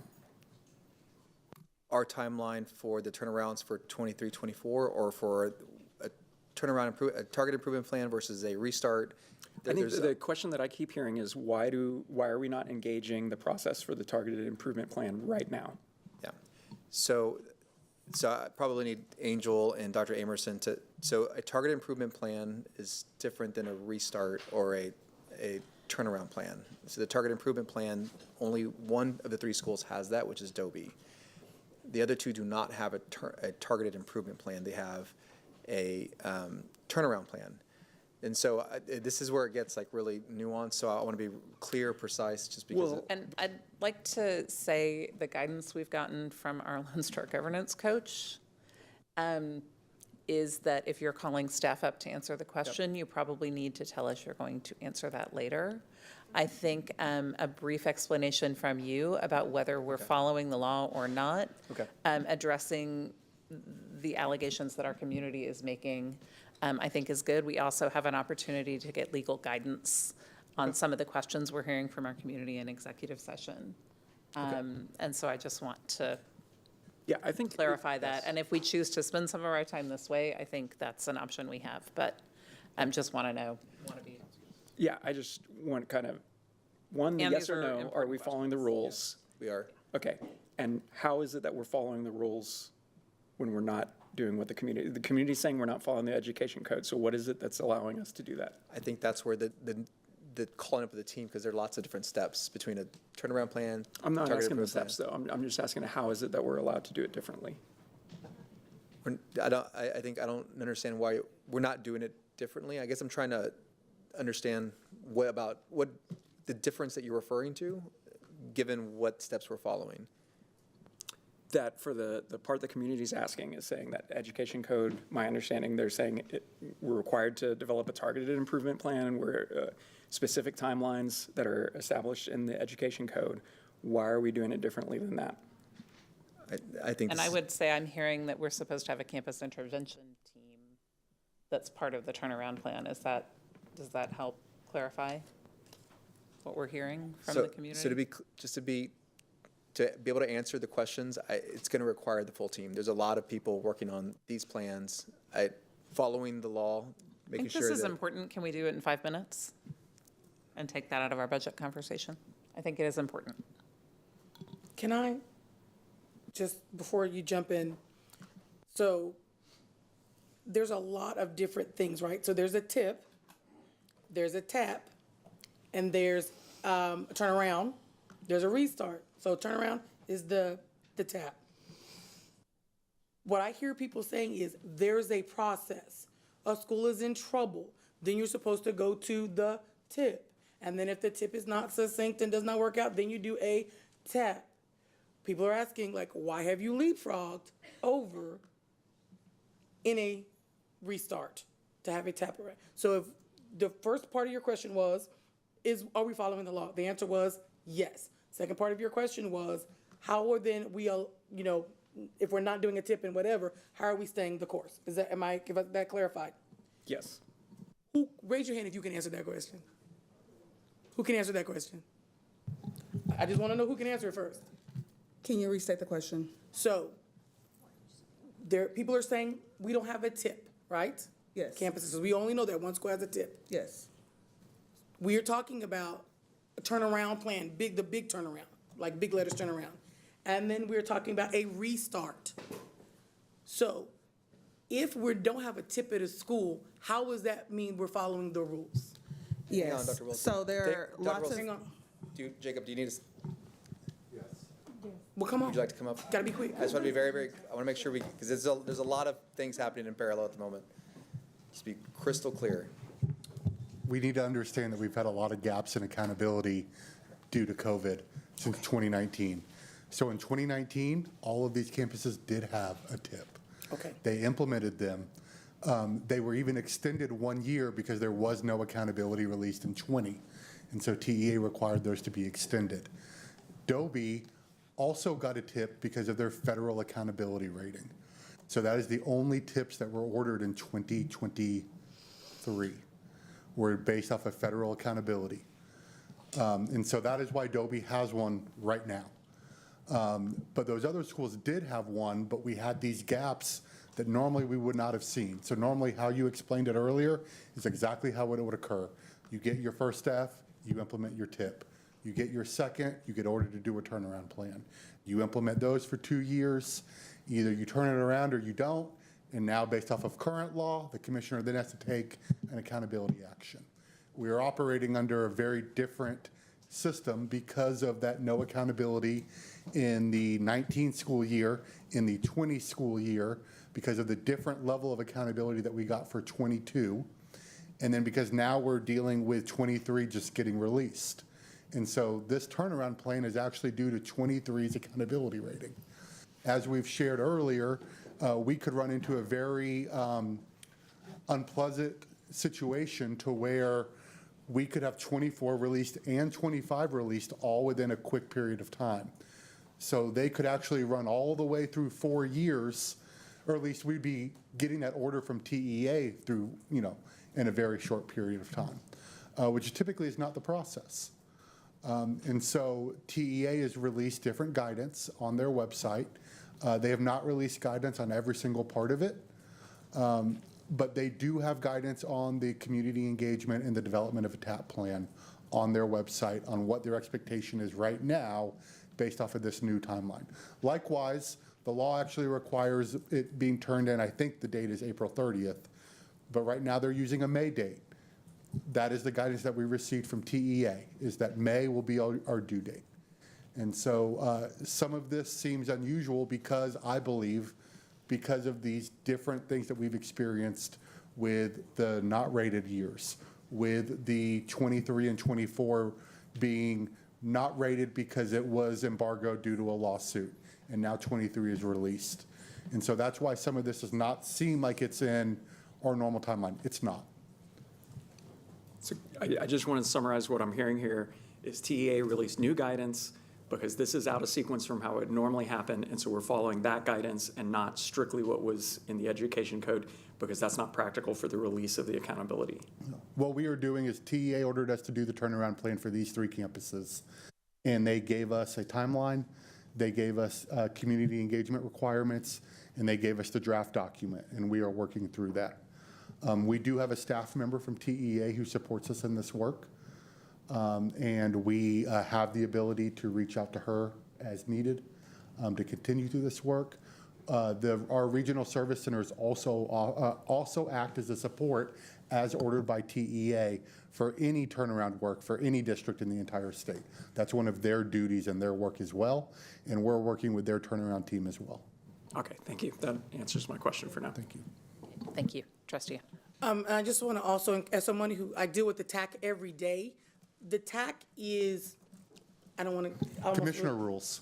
Yeah, but I'm saying that we have the TAC, but then we always have how TEA interprets the TAC and then gives us the guidance. So if you read the TAC, right, that's the letter of the law. Like, that's what it says. But when the commissioner interprets how it's going to be played out, that's really where you look at both, but you commit to what TEA says. Yes. I do the same thing at work. It says teachers have to have this to be certified, but I go to TEA to see, like, what specifically am I checking? So yes, and so that we're safe. So those links were, because that document is public, right? Yes, it is. It's on the continuous improvement website on TEA's webpage. Okay, let's get it on our web. Let's get a link on ours. So people, remember, that's what we talked about, having that resource of that webpage so that people don't have to ask their cousin, their grandma. People still talking about closing. We're not talking about that right now. So people are still dealing with information that is convoluted because it's very highly emotional. So when you hear things, you're interpreting them, not necessarily with here, but back here. And so we want to make sure that when we can rest, we can think, then we can go see for ourselves what that information says. And they don't have to believe us or anybody else. They go see for themselves. So if we can get that on that web page that we have, I think that's really going to be helpful for people. Thank you. Thank you. Any additional questions? We're fine. These are important questions, and I think our community has had factual questions about this, about what the facts are, and I think that is important to address that. Thank you. Any additional questions? Okay, thank you. And I'm sorry to have to police my colleagues. I really apologize for the fact that we're having to do this, and appreciate it. Okay. As a reminder to our public, please feel free to share any general comments or questions on non-voting items with the board by email at trustees@austinisd.org. Next up is our section on information reports and updates, and we have the presentation of our general fund, food service, and debt service budgets. So, Mr. Sogar, can you please introduce this? Yes, President Boswell, I'd like to welcome up Katrina Montgomery, our interim chief financial officer, who will join me to share the presentation of the 2025-26 recommended general fund, food service, and debt service budgets. Katrina, you have the floor. Hello, thank you very much.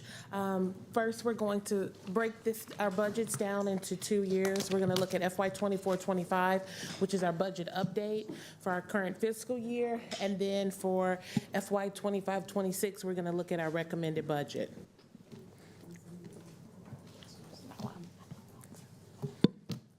So this is our projected budget for FY 24-25 slide. And then the far left, you see the gray. And this is where we were. The board approved the budget in June of 2024 for $78 million. And at that point, we said we'd have a fund balance of 17.2%. And then in January, we said we'd have a projected deficit of $110 million, which would have left us at 14.7%. And then in March, we projected that the number was going to decrease to $101 million, which that was great progress because in 1 month you could see we reduced $9 million. And then now here in May for our April financials, we're projecting that we went down to $98 million. So you can see that the trend went down again. Well, we added a few rows to this spreadsheet from what you've seen before because some things happened after that we want to make sure to make note of.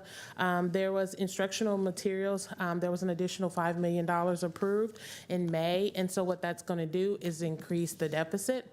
But then also in July, we have money that we invested for our recapture payment that won't mature until July. And so that'll be $6 million worth of interest.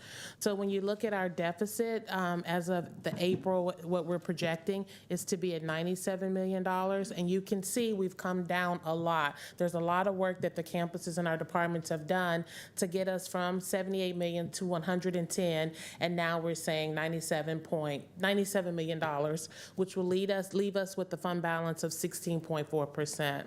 So there's still work that we need to do, and that's why we have this column in the far right-hand side.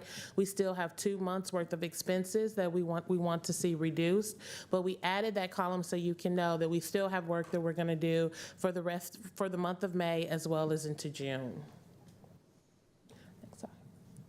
So this next slide is a slide that we did because we wanted to be really crystal clear about how we got to where we are today. And so we went over this, but let's go over it again. So we started off with a $78 million deficit when we passed our budget last year, but included in that, we had already made reductions of $29 million. And then in July, we got our updated TCAD, Travis Central Appraisal District property values, which was an additional $14 million, which got us to our $92 million deficit. And then you can see in January when we presented our fiscal forecast, we had $34 million worth of reduction, so we had done a really good job, but then there were $40 million worth of adds. And some of those adds, $20 million was special education. We have ERP was on there, service center, so we continuously gave money, totaling $40 million. And then we had the revenue loss from SHARS for $12 million. So at the end of January, we said this is when we started projecting the deficit at $110 million. And then in March, we projected the deficit at $101 million. We had $9 million worth of savings, improvements, and some of those things came from our hiring freeze, as well as our reduction in expenditures, which were because we have our pre-approvals for all purchase orders, our reduction in our limits for our P cards. So we did a really good job pre-approval for overtime.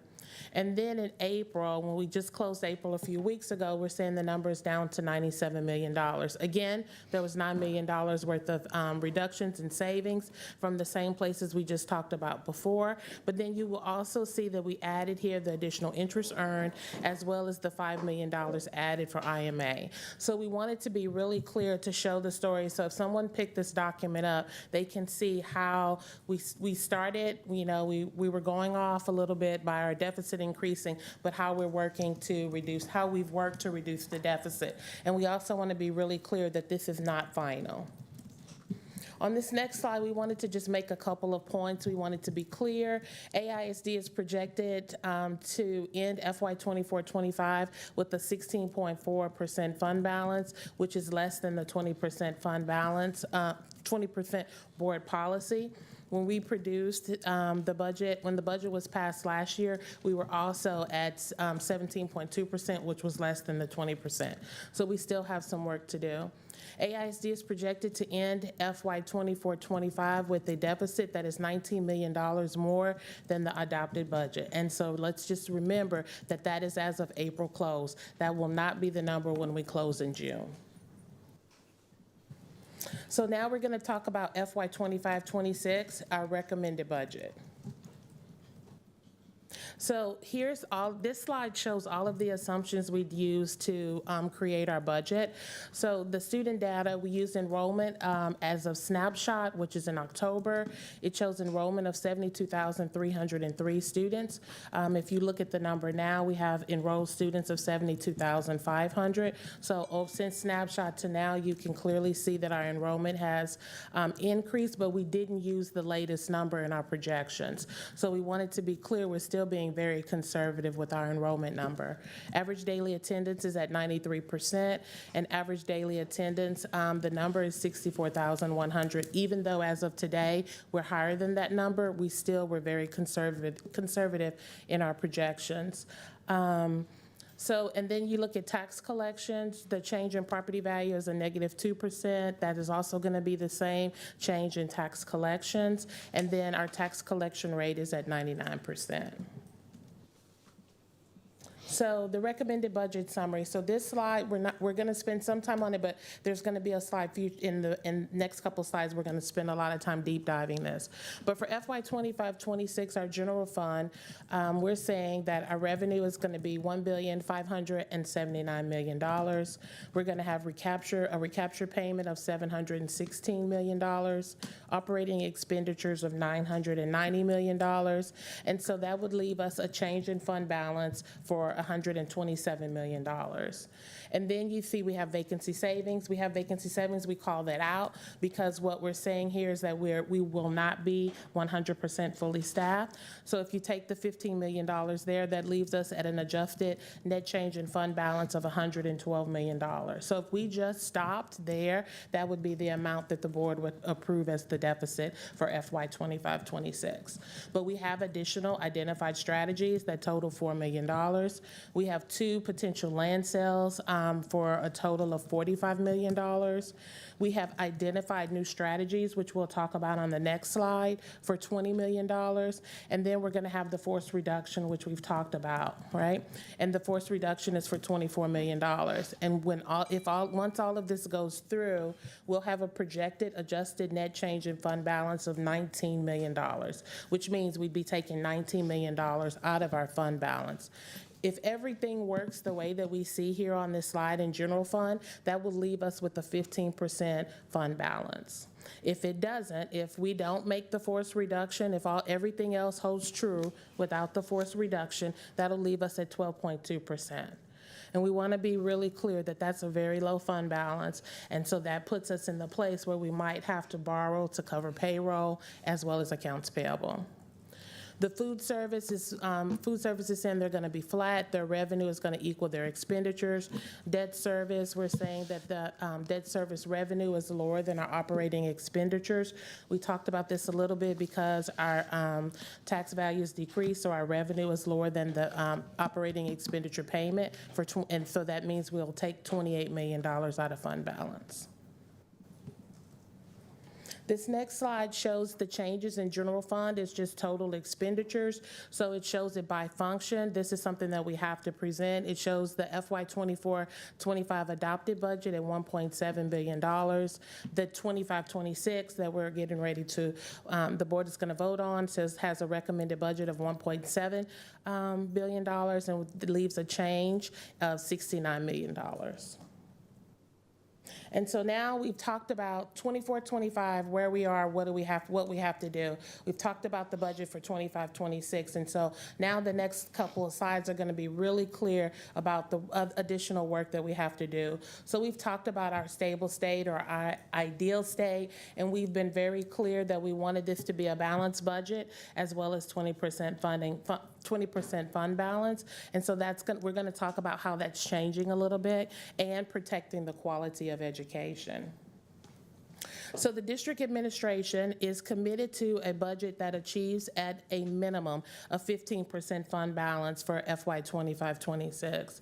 What we've talked about is if we go below 15%, that starts to impact our cash flows and how that could impact us as far as having to borrow money to run our district. So the goal is to stay at 15%. And so when you look at this, we created this slide because we wanted to show you what it looks like. So you see 12% fund balance. So if we do 12% fund balance, and that's where we end up being, that only gives us operating money for 1.66 months. That is very low. 15% is where the district really wants us to land, which will give us operating expenditures for 2 months. And what you will see on the second row is that we needed to make an additional $44 million worth of reductions. And over the last day or so, we've been very strategic about how to come up with an additional $44 million in reductions. If we wanted to change the number to 17%, we would have to cut an additional $60 million.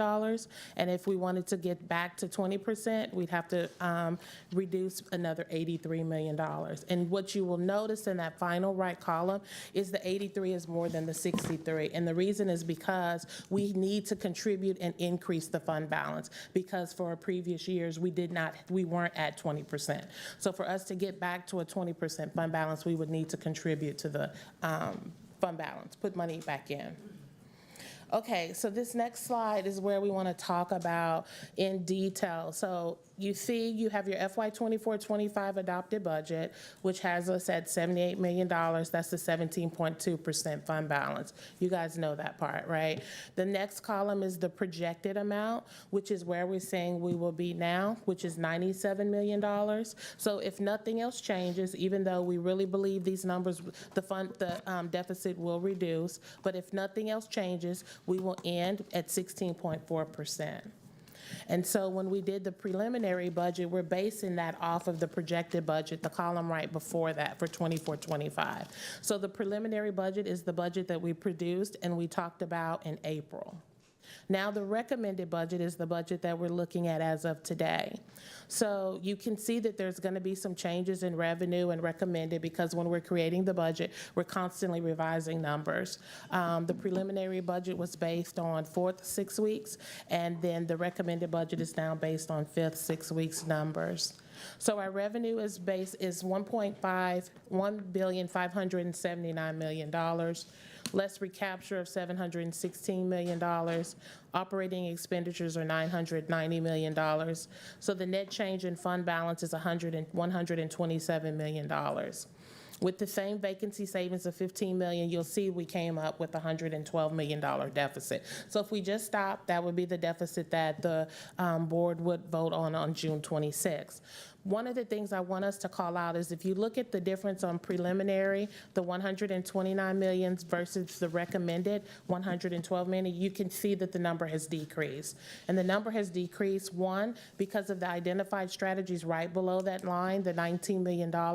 We've gotten those strategies identified. And what we talked about last meeting is that we were going to start taking this off the top of budgets so that we did not have to go waiting 6 months, 7 months for a department to say, yes, I can make it. Oh, I'm trying. Oh, I didn't do it, right? So once they agreed to what their shortage was going to be, we took it off the top of their budget.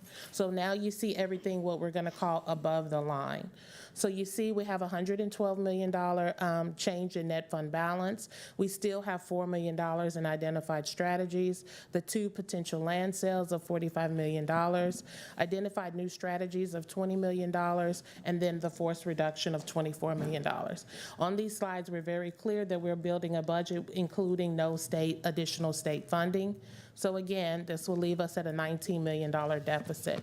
If everything works the way that we have it pictured here on recommended, which means the potential land sales, all of our strategies, the force reduction, we'll end this year at a 15% fund balance.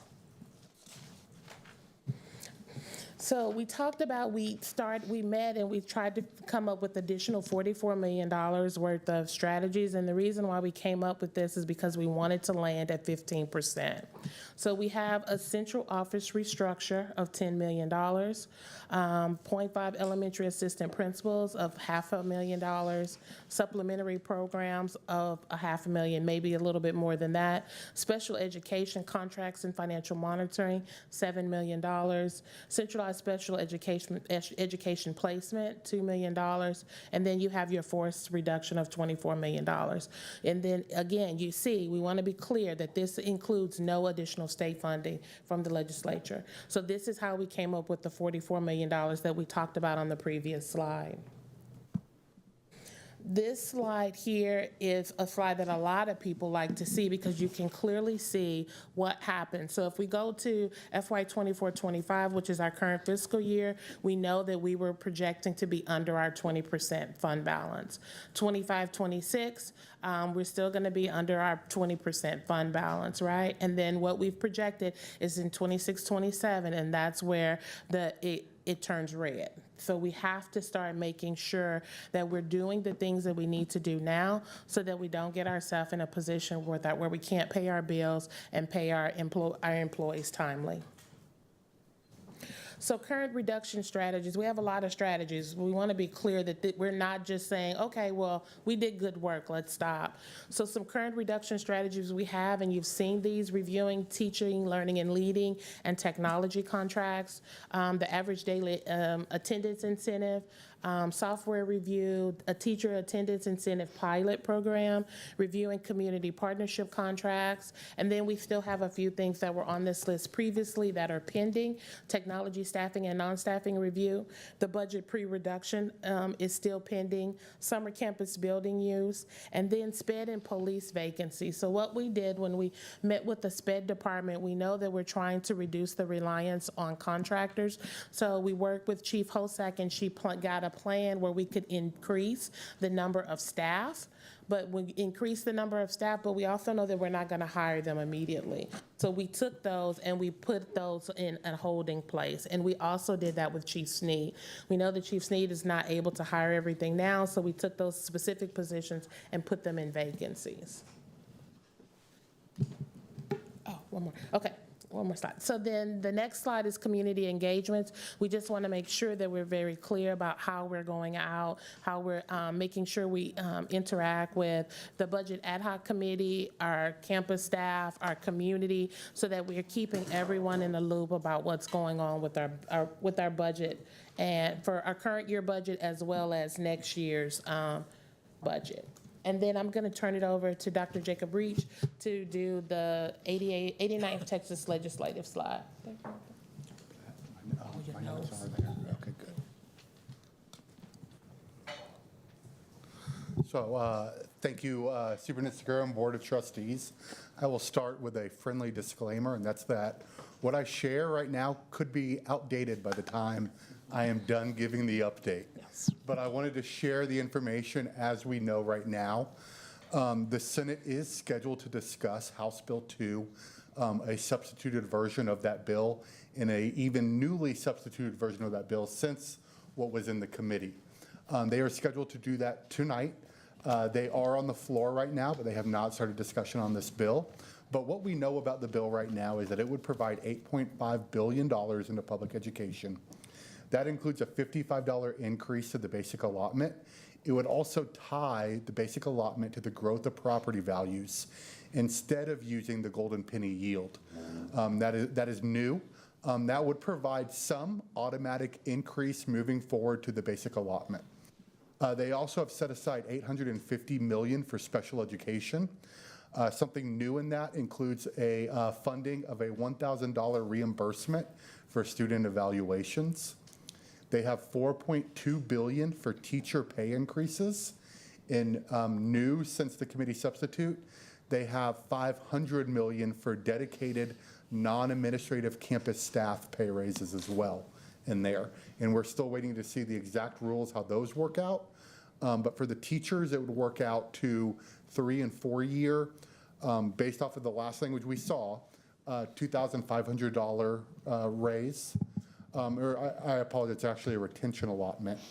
And 5 year plus a $5,000 retention raise. They've also put aside $1.3 billion for a brand new allotment, which I have referred to as a fixed cost allotment, but then I also saw last night that a official document from a Senate office called it the allotment for basic cost, or ABC. This would fund fixed costs like insurance, premiums, TRS costs, utilities for a district. So we have not yet seen the final numbers, but based off of how much is budgeted and how it is written, because it would be a per student cost, not a weighted student cost. So we get an exact amount for every kid. Does not matter what their ADA is for the year. It would appear that it would probably be about $120 per student. So that would be on top of the 55 through the BA. So this provides similar but a little bit different flexibility to how we can utilize basic allotment, but we'll need to see final language on that. They also have $430 million for school safety. They've made changes to the teacher incentive allotment, including adding a acknowledged designation, which would increase eligibility for TIA. They have $135 million for teacher preparation programs, which would include new grants for districts for things like grow your own programs. It would include some certification fee waivers. It would also provide some reimbursement for districts that do the retire, rehire and have to pay that cost with TRS. TEA would reimburse some of that cost. It would also create mentorship stipends that we believe would be through a grant through TEA as well. They also have $677 million for early learning programs. This includes increased literacy support at pre-K through 2.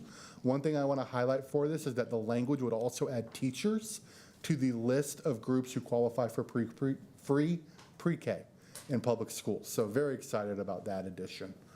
Why we need more to review this current bill that was just released and need to wait to see if there are any additional amendments or changes on the floor today or through a potential conference committee. Although it appears based off of some official correspondence released from the Speaker and the Lieutenant Governor that they at least believe that there is agreement on what's going to be in this bill. So the current version could potentially provide about $19 million for Austin ISD to put towards compensation increases and about $13.5 million that would include both some discretionary and some new required expenditures. So I would not be able to say how much of that really could go towards a deficit or towards other priorities. We still need to see this language and work that out, but kind of a rough estimate of about 13.5 right now. So that's a summary on HB2.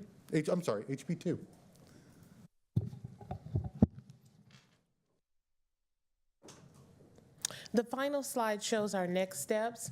On May 20, which is today, May 22nd, we're doing the recommended budget presented. June 12th, the proposed budget will be presented. June 26th, budget adoption. And then we always want to highlight in July 25th, we get the final TCAD numbers, certified values. So Dr. Reach and I are here to answer any questions. Great, thank you very much, trustees. We have about 35 minutes for questions. And I welcome the first person who has something to ask. Trustee Singh. Thank you all so much. Really appreciate the clarity of this and the commitment to have a 15% fund balance. My understanding is we're going to be voting on that, on an actual policy change next month, correct? Okay. I did have a question about the forced what do you call it? The forced cuts? Forced reduction. Or forced reductions, yes. How exactly does that work, and what do we have in place to ensure that cuts are made with the idea that they're going to cause the least harm to students and the student outcomes work that we've all been working on? Yeah, so I'll speak to that. It's not something that's often used. Effectively, what it is taking the dollar amount that you need to solve for, in this case, over 20 million, and you distribute those reductions across every division within Austin ISD. And so when you look at the sheer number of our budget, it's going to represent about a 2% overall reduction. What we would use to determine, whether there's an adverse impact or disproportionate adverse impact to historically underserved student groups, it's really going to be a function out of the superintendent's office. Leveraging the tools and tools that have been developed and kind of the work that we've done in previous budgets, the LRP.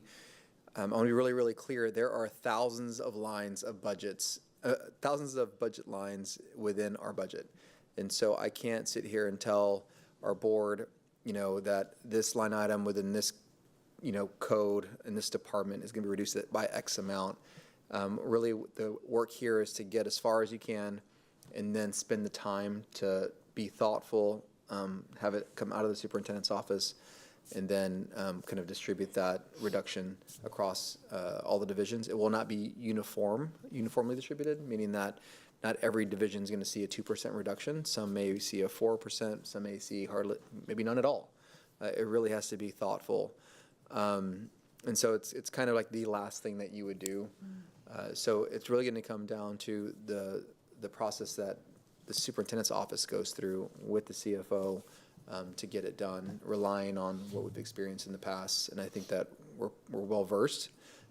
You're not going to see a rubric necessarily in the way that you would with a traditional process because of just how many different lines are going to be addressed, and also by super small amounts. There might be, a non-staffing line item in a division that might say miscellaneous equipment greater than 5,000, right? I mean, those are the sorts of things we're talking about now. So I don't know if that was helpful, but I just wanted to describe to our community and to our board what that looks like. And it's really a tool that's not often used. It's really reserved for the superintendent to work with the CFO on, but that's what it would look like. I appreciate that. And then when we vote next month, what level of granularity would we expect to see, not only for the forced reductions? It sounds like there we might not see a whole lot, but for the other categories of cuts, like the specific programs and that type of thing? Yeah. For programs, certainly we'll have that, at least the recommendation. In there, you'll see the central office restructure. That will not be in a level of granularity that you're just not going to see that level of granularity because there's work to be done after the vote actually occurs. We are essentially restructuring ourselves in an effort to reduce costs, but also acknowledge that over the last many years, central administration has grown and enrollment has declined. We have been approaching this very strategically by making adjustments division by division as people have retired or as kind of job descriptions have collapsed. But we don't have the ability to extend that time as long as I would like to. It has to all occur in a relatively short period of time. So I would say that you will see granularity where we can provide it. Some of them won't be there because of just where we are in the process. I appreciate that. So I know that, I guess this would be a request, is to make it, to at least have, as much as we can with what we've, with the cuts that are happening and all that. But also, in the past, we've had campus level budgets. I think that would be really helpful to have, especially so that we can, if it's in the same format that it's been in years past, it would be really helpful so we could look side to side. I think it's going to be really helpful for us to, at least for me, to feel really comfortable about, to feel more comfortable with the numbers is just to see the backup as well. And then how do we ensure that these forced reductions are actually going to happen? Like, you know what I mean? It's like, how do we we're going to reduce their budgets. Like, they're that not going just to be. happens. Well, Okay. so one of the things that is not known to most trustees is that in years past, before we went through the difficult work of turning over our ERP system, we actually had a system that allowed you to run negative budgets. Like, you could actually issue an invoice or pay something when you had a negative, when you didn't have money in the budget. Like, that happened. That happened for years. It wasn't until Chief Rodriguez, working with our CFO at the time and Brandy, when they turned over the ERP system, now you actually have a control. So you're not able to spend money you don't have. That was not the case 2 years ago. You could spend money you didn't have. So what will happen is we will go through line item by line item, we will make the adjustments, we'll code it in, and then that money is no longer available to be spent. So that's how it's going to happen. And so one of the things that we can do is provide a report to the board, kind of where those ultimately occur within the organization when we're there. But to be really clear, you're going to see a lot of kind of micro adjustments. I mean, honestly, because there are so many codes out there that are just kind of innocuous, or kind of general supplies, or and I can't tell you how many reams of paper we're not going to buy. What I'm going to tell you is that this $5,000 allocation has been reduced to $4,200, right? So that's what it's going to look like. Okay, I appreciate Was that helpful? Like, maybe to share that report at that time? That's super helpful. And then the last question I have is, what are other, in the past when you've brought us budget presentations, you've shown us comparisons to other similar school districts, they're also having to make school closures. They've also run deficit budgets. Do we have a sense of other comparable school districts of our size are also reducing their fund balance? Comparable size is one of the things that I know this board's asked for. Not only, well, I know you're asking for it now, but I know in previous presentations that the previous version of the administration had provided, getting fund balance information in the budgeting process is quite hard, right? Because the financials aren't set. So we have to make calls, we have to rely on relationships, and then there's also kind of the concern of sharing information that is kind of given to us through relationship and not through a document. So what we can do is kind of tell you the sense of where we are. We know that smaller school districts tend to have much lower fund balances by a % of, and we've seen that even in our kind of neighboring school districts, where school districts are actually borrowing money for payroll right now. For comparable school districts, and there aren't many that are comparable, and I would say between 55 and 85, 90,000 students would be what I would say is comparable. We don't have a good sense for how many are above or below 20%. What we typically look at is how many days of cash they have on hand. And so we can provide that. I want to be really honest. Like, it's not like we can go to a data set and just pull everybody and say this is what we're seeing. But Katrina, anything you want to add to that as far as we know that going below 15% is something that no one wants to do. No school district's really going to do it, but we know that there are lots of big school districts passing deficit budgets. They just are burning down the accumulated fund balance that they have. Thank you so much. Appreciate it. Thank you, trustees. Additional questions? Trustee DiOrio. Just real quick before next session, or in the board docs for next session with the proposed budget, I would really like to see how the SPED staffing reduction, or the not filling those SPED positions that I'm seeing here, and then the changes to centralized placement and the contracting, how we're going to maintain fidelity on the service delivery, specifically with the staffing ratios that are required, considering the call that we had about concerns about staffing. Yes. When you say positions for staffing, are you referring to the $7 million contract that bundled? I understand I assume I understand that part, but current reduction strategies include SPED vacancies, and so I'm asking, how are we maintaining our fidelity on service delivery when we have unfilled positions as part of the cost savings? Mm-hmm. And that also we have centralized placement and other contract savings that we're looking for, which would seem like it would contradict from from leaving vacancies. So I just want to know how we're guaranteeing that the fidelity of services is going to remain high while we're doing cost savings in sped. Do you want to speak to that? Yes, I can speak to that.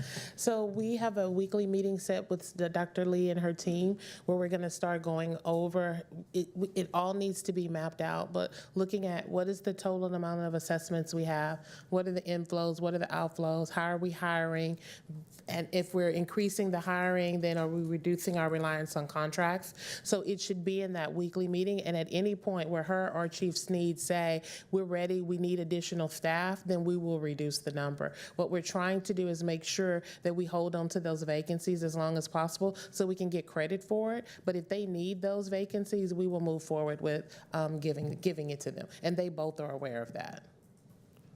Okay, thank you. I would just like further detail on it before. Yes. Chief Hosak, I think you meant. Do you want for the detail now? Not now. In a board update would be fine. Yes, Or, I mean, board docs. Yeah, and I think it's also important to talk about like how it's happened in the past.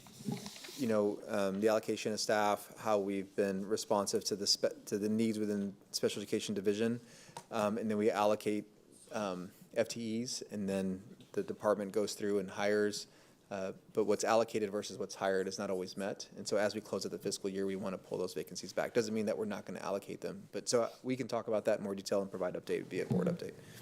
They are allocated, but they're on hold. And it's police for Chief Sneed. Thank you. Additional questions? Just a comment. I know we've recently got a couple questions, not many, but a couple regarding Proposition A and kind of, the tax rate election that we had approved in November and kind of what those allocations look like. There were a lot of FTEs, a lot of positions, a lot of things included in that, including compensation. So we're very excited that we were able to pass that. And so one of the things that we're going to do is provide a little more clarity and determine kind of where to post that information, because there were content interventionists that were associated with that. There were some mental health support dollars allocated. So we have heard that. I don't necessarily know precisely how we're going to post that, because typically you wouldn't hold a tax rate election kind of budget outside of your larger budget, but I do recognize that's something we need to provide clarity on. So we may do a button on our website or something to point people to it to show kind of what that looks like in this specific budget. Thank you for that. Thank you. And I do have a follow-up question to that. Specifically, the question was, one of the things that was listed was campus supports, including mental health supports. And the question was, will that be provided using some of those funds or not in this upcoming budget? Because I believe it wasn't. It went to content interventionists last year, and can you help us understand that? Yeah, Trustee Boswell, we have set aside $500,000 that would be dedicated to help support some of our mental health work. And currently our SHAC is working with Dr. Lewis and some other team members on a RFP that could also look at how we could bring in some support for mental health. It may not be that all of that flows through the RFP, or it may be that brings us to some other type of work, but we're working with our SHAC to see what that would look like. But we do have that $500,000 dedicated, and she never does this, but just because I think she likes me, Ms. Montgomery agreed to let us roll over that $500,000 to next year. So we're not asking, our Dr. Lewis or anyone to be like, oh, and you have to spend this in a month. We will roll it over to the next fiscal year. Okay, thank you for that. I appreciate that. I have another question. In the budget, where are our investments when we were making this budget? Initially, we didn't realize we had the turnaround plans coming. We now know that we have additional campuses to support looking ahead that don't need turnaround plans, but that do need the extra supports. Where is that investment shown in our budget? Did we just have that money laying around and choose not to spend it on campuses in need? And then how does that impact our overall offsets and the other cuts that we're having to make? Kind of what's the big relationship of that? Yes, thank you for asking. So there was an additional of $10 million allotted for the school improvement. And so that's it's in the operating expenditures number. We have talked about kind of calling that out. It was not money that was just laying around. So what that $10 million directly does is increases the amount of the deficit. So that's another reason why we're going to have to make more reductions. So we're going to have to make cuts to offset that. Yes. President Boswell, I think you bring up a really good point. This year has been really difficult. There have been lots of items that we believe need to be reflected in our budget that are actuals, and so this is like a really big effort for us to make sure that what is in the budget is what we spend, and there's extreme clarity around what those dollars are. And it's also really important that when something changes, like an investment for our turnaround work, that we immediately include that in our budget. And so I had a difficult conversation earlier today with central office staff, and we talked about, why now, not 3 months ago or 4 months ago. And what I tell staff is we have always been endeavoring to become more efficient, but sometimes when these costs come up and you know that we're going to invest in our schools, I have to immediately then find reductions. And so I can tell you that some of the things that we're doing right now that I'm working through as we speak would not have necessarily been on the table if we didn't have that offsetting $10 million expense. And so, again, every time something shows up, we have to move things that were going to be further out, further in. Everything's in here, it's reflected, and to your point, maybe some of those things that came up that are nuanced, that are worth calling out, we should. But yes, this does include the budgets for the restarts as well as support for the improvement work for the other schools that were in that graphic, both central and campus support. With the goal to get ahead of it. Oh, yes. As we've hoped to in the past. That's exactly right. We are operating as though 23-24 accountability is realized, and we certainly know that there are, it hasn't been released formally, but we know what it is, and we need to operate so that we're not flat-footed when it does become released, and we're asked to develop these plans in a relatively short period of time. We have to be very thoughtful and forward-thinking at this moment. Thank you. Also want to clarify, we should know, absent a special session or 2 or 3, what the legislature has invested in public education before we finalize our budget. Yes. If anything, if it's 0 or more than 0, which we very much hope it's more than 0. Yes, Trustee Boswell. One of the things that we have been keeping to, and we will until it is signed by the governor, or very close to being signed, is making sure that it's $0. In 2023, we went out on a limb here to invest in staff, which was the right thing to do. But those dollars never came to fruition, and honestly, we're still kind of hurting from it. And so this time around, we wanted to put it in there, show that it was $0, do the difficult work. And here's the thing, no matter what happens with the bill, given the total dollars allocated as we see them now, we're still going to have to go through consolidations. We are using, assets like land to get closer to budget. Those dollars will be unavailable to us on a reoccurring basis, which is why we have to reduce our annual expenses. And fair to say that no matter what we see in the legislation that's been any of the bills that we've been looking at, that we also don't come anywhere near closing our budget deficit, that we're having to make deep and painful cuts. That is correct. It will help us not have our fund balance be as low as it is as we close out 25-26 fiscal year, though.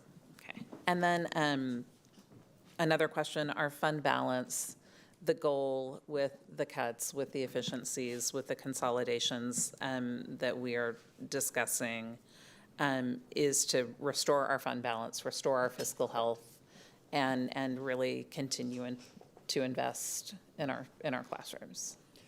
Yeah, so absolutely. One of the things that we've shared with the board, and we absolutely believe in this, we need to have vibrant, well-resourced schools.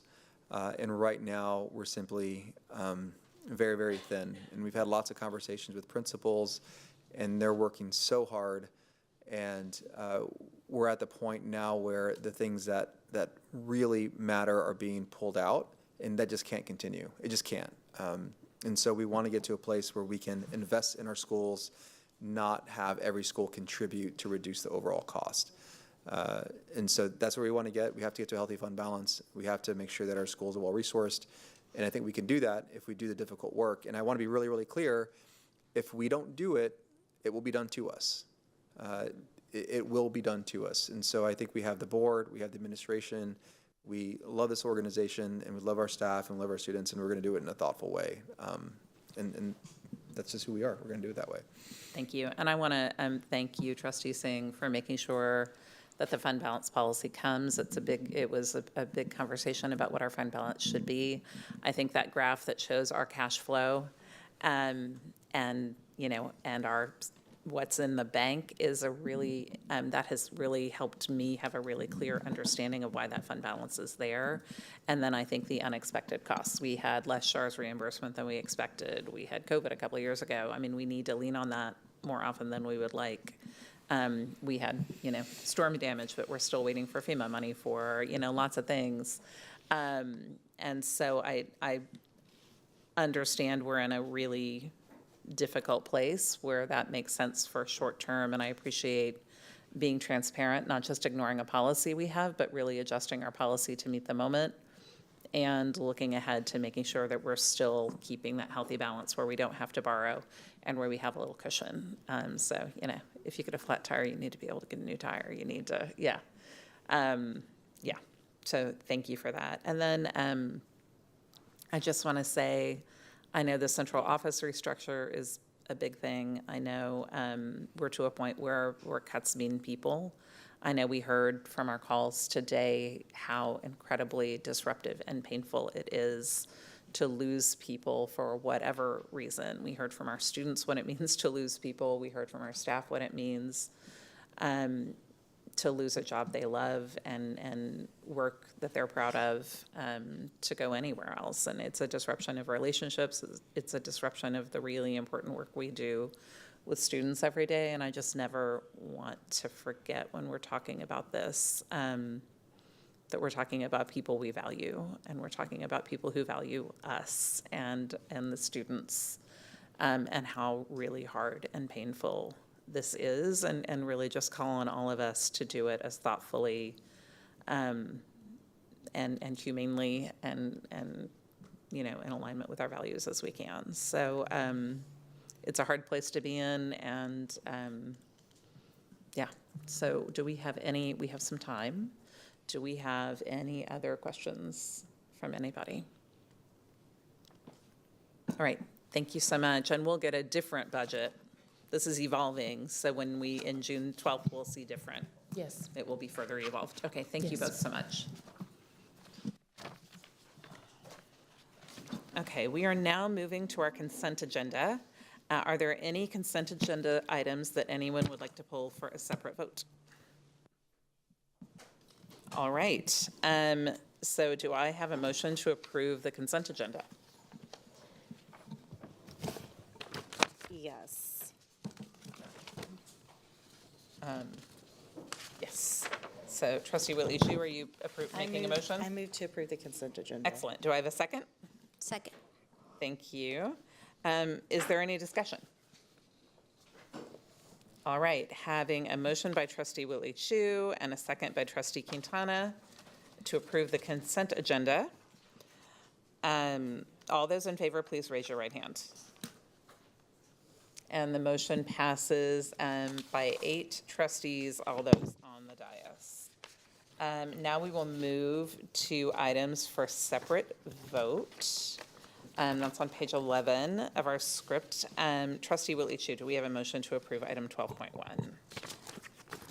Yes, I move to approve item 12.1, approval of a resolution authorizing the issuance of Austin Independent School District Maintenance Tax Notes, Series 2025, in the approximate amount of $45,200,000, making provision for the payment thereof by the annual levy of the district's maintenance and operations ad valorem taxes, providing the terms and conditions of said notes, and resolving other matters incident and relating to their issuance, payment, security, sale, and delivery, authorizing the execution of a paying agent, registrar agreement, and a purchase and investment letter, and providing an effective date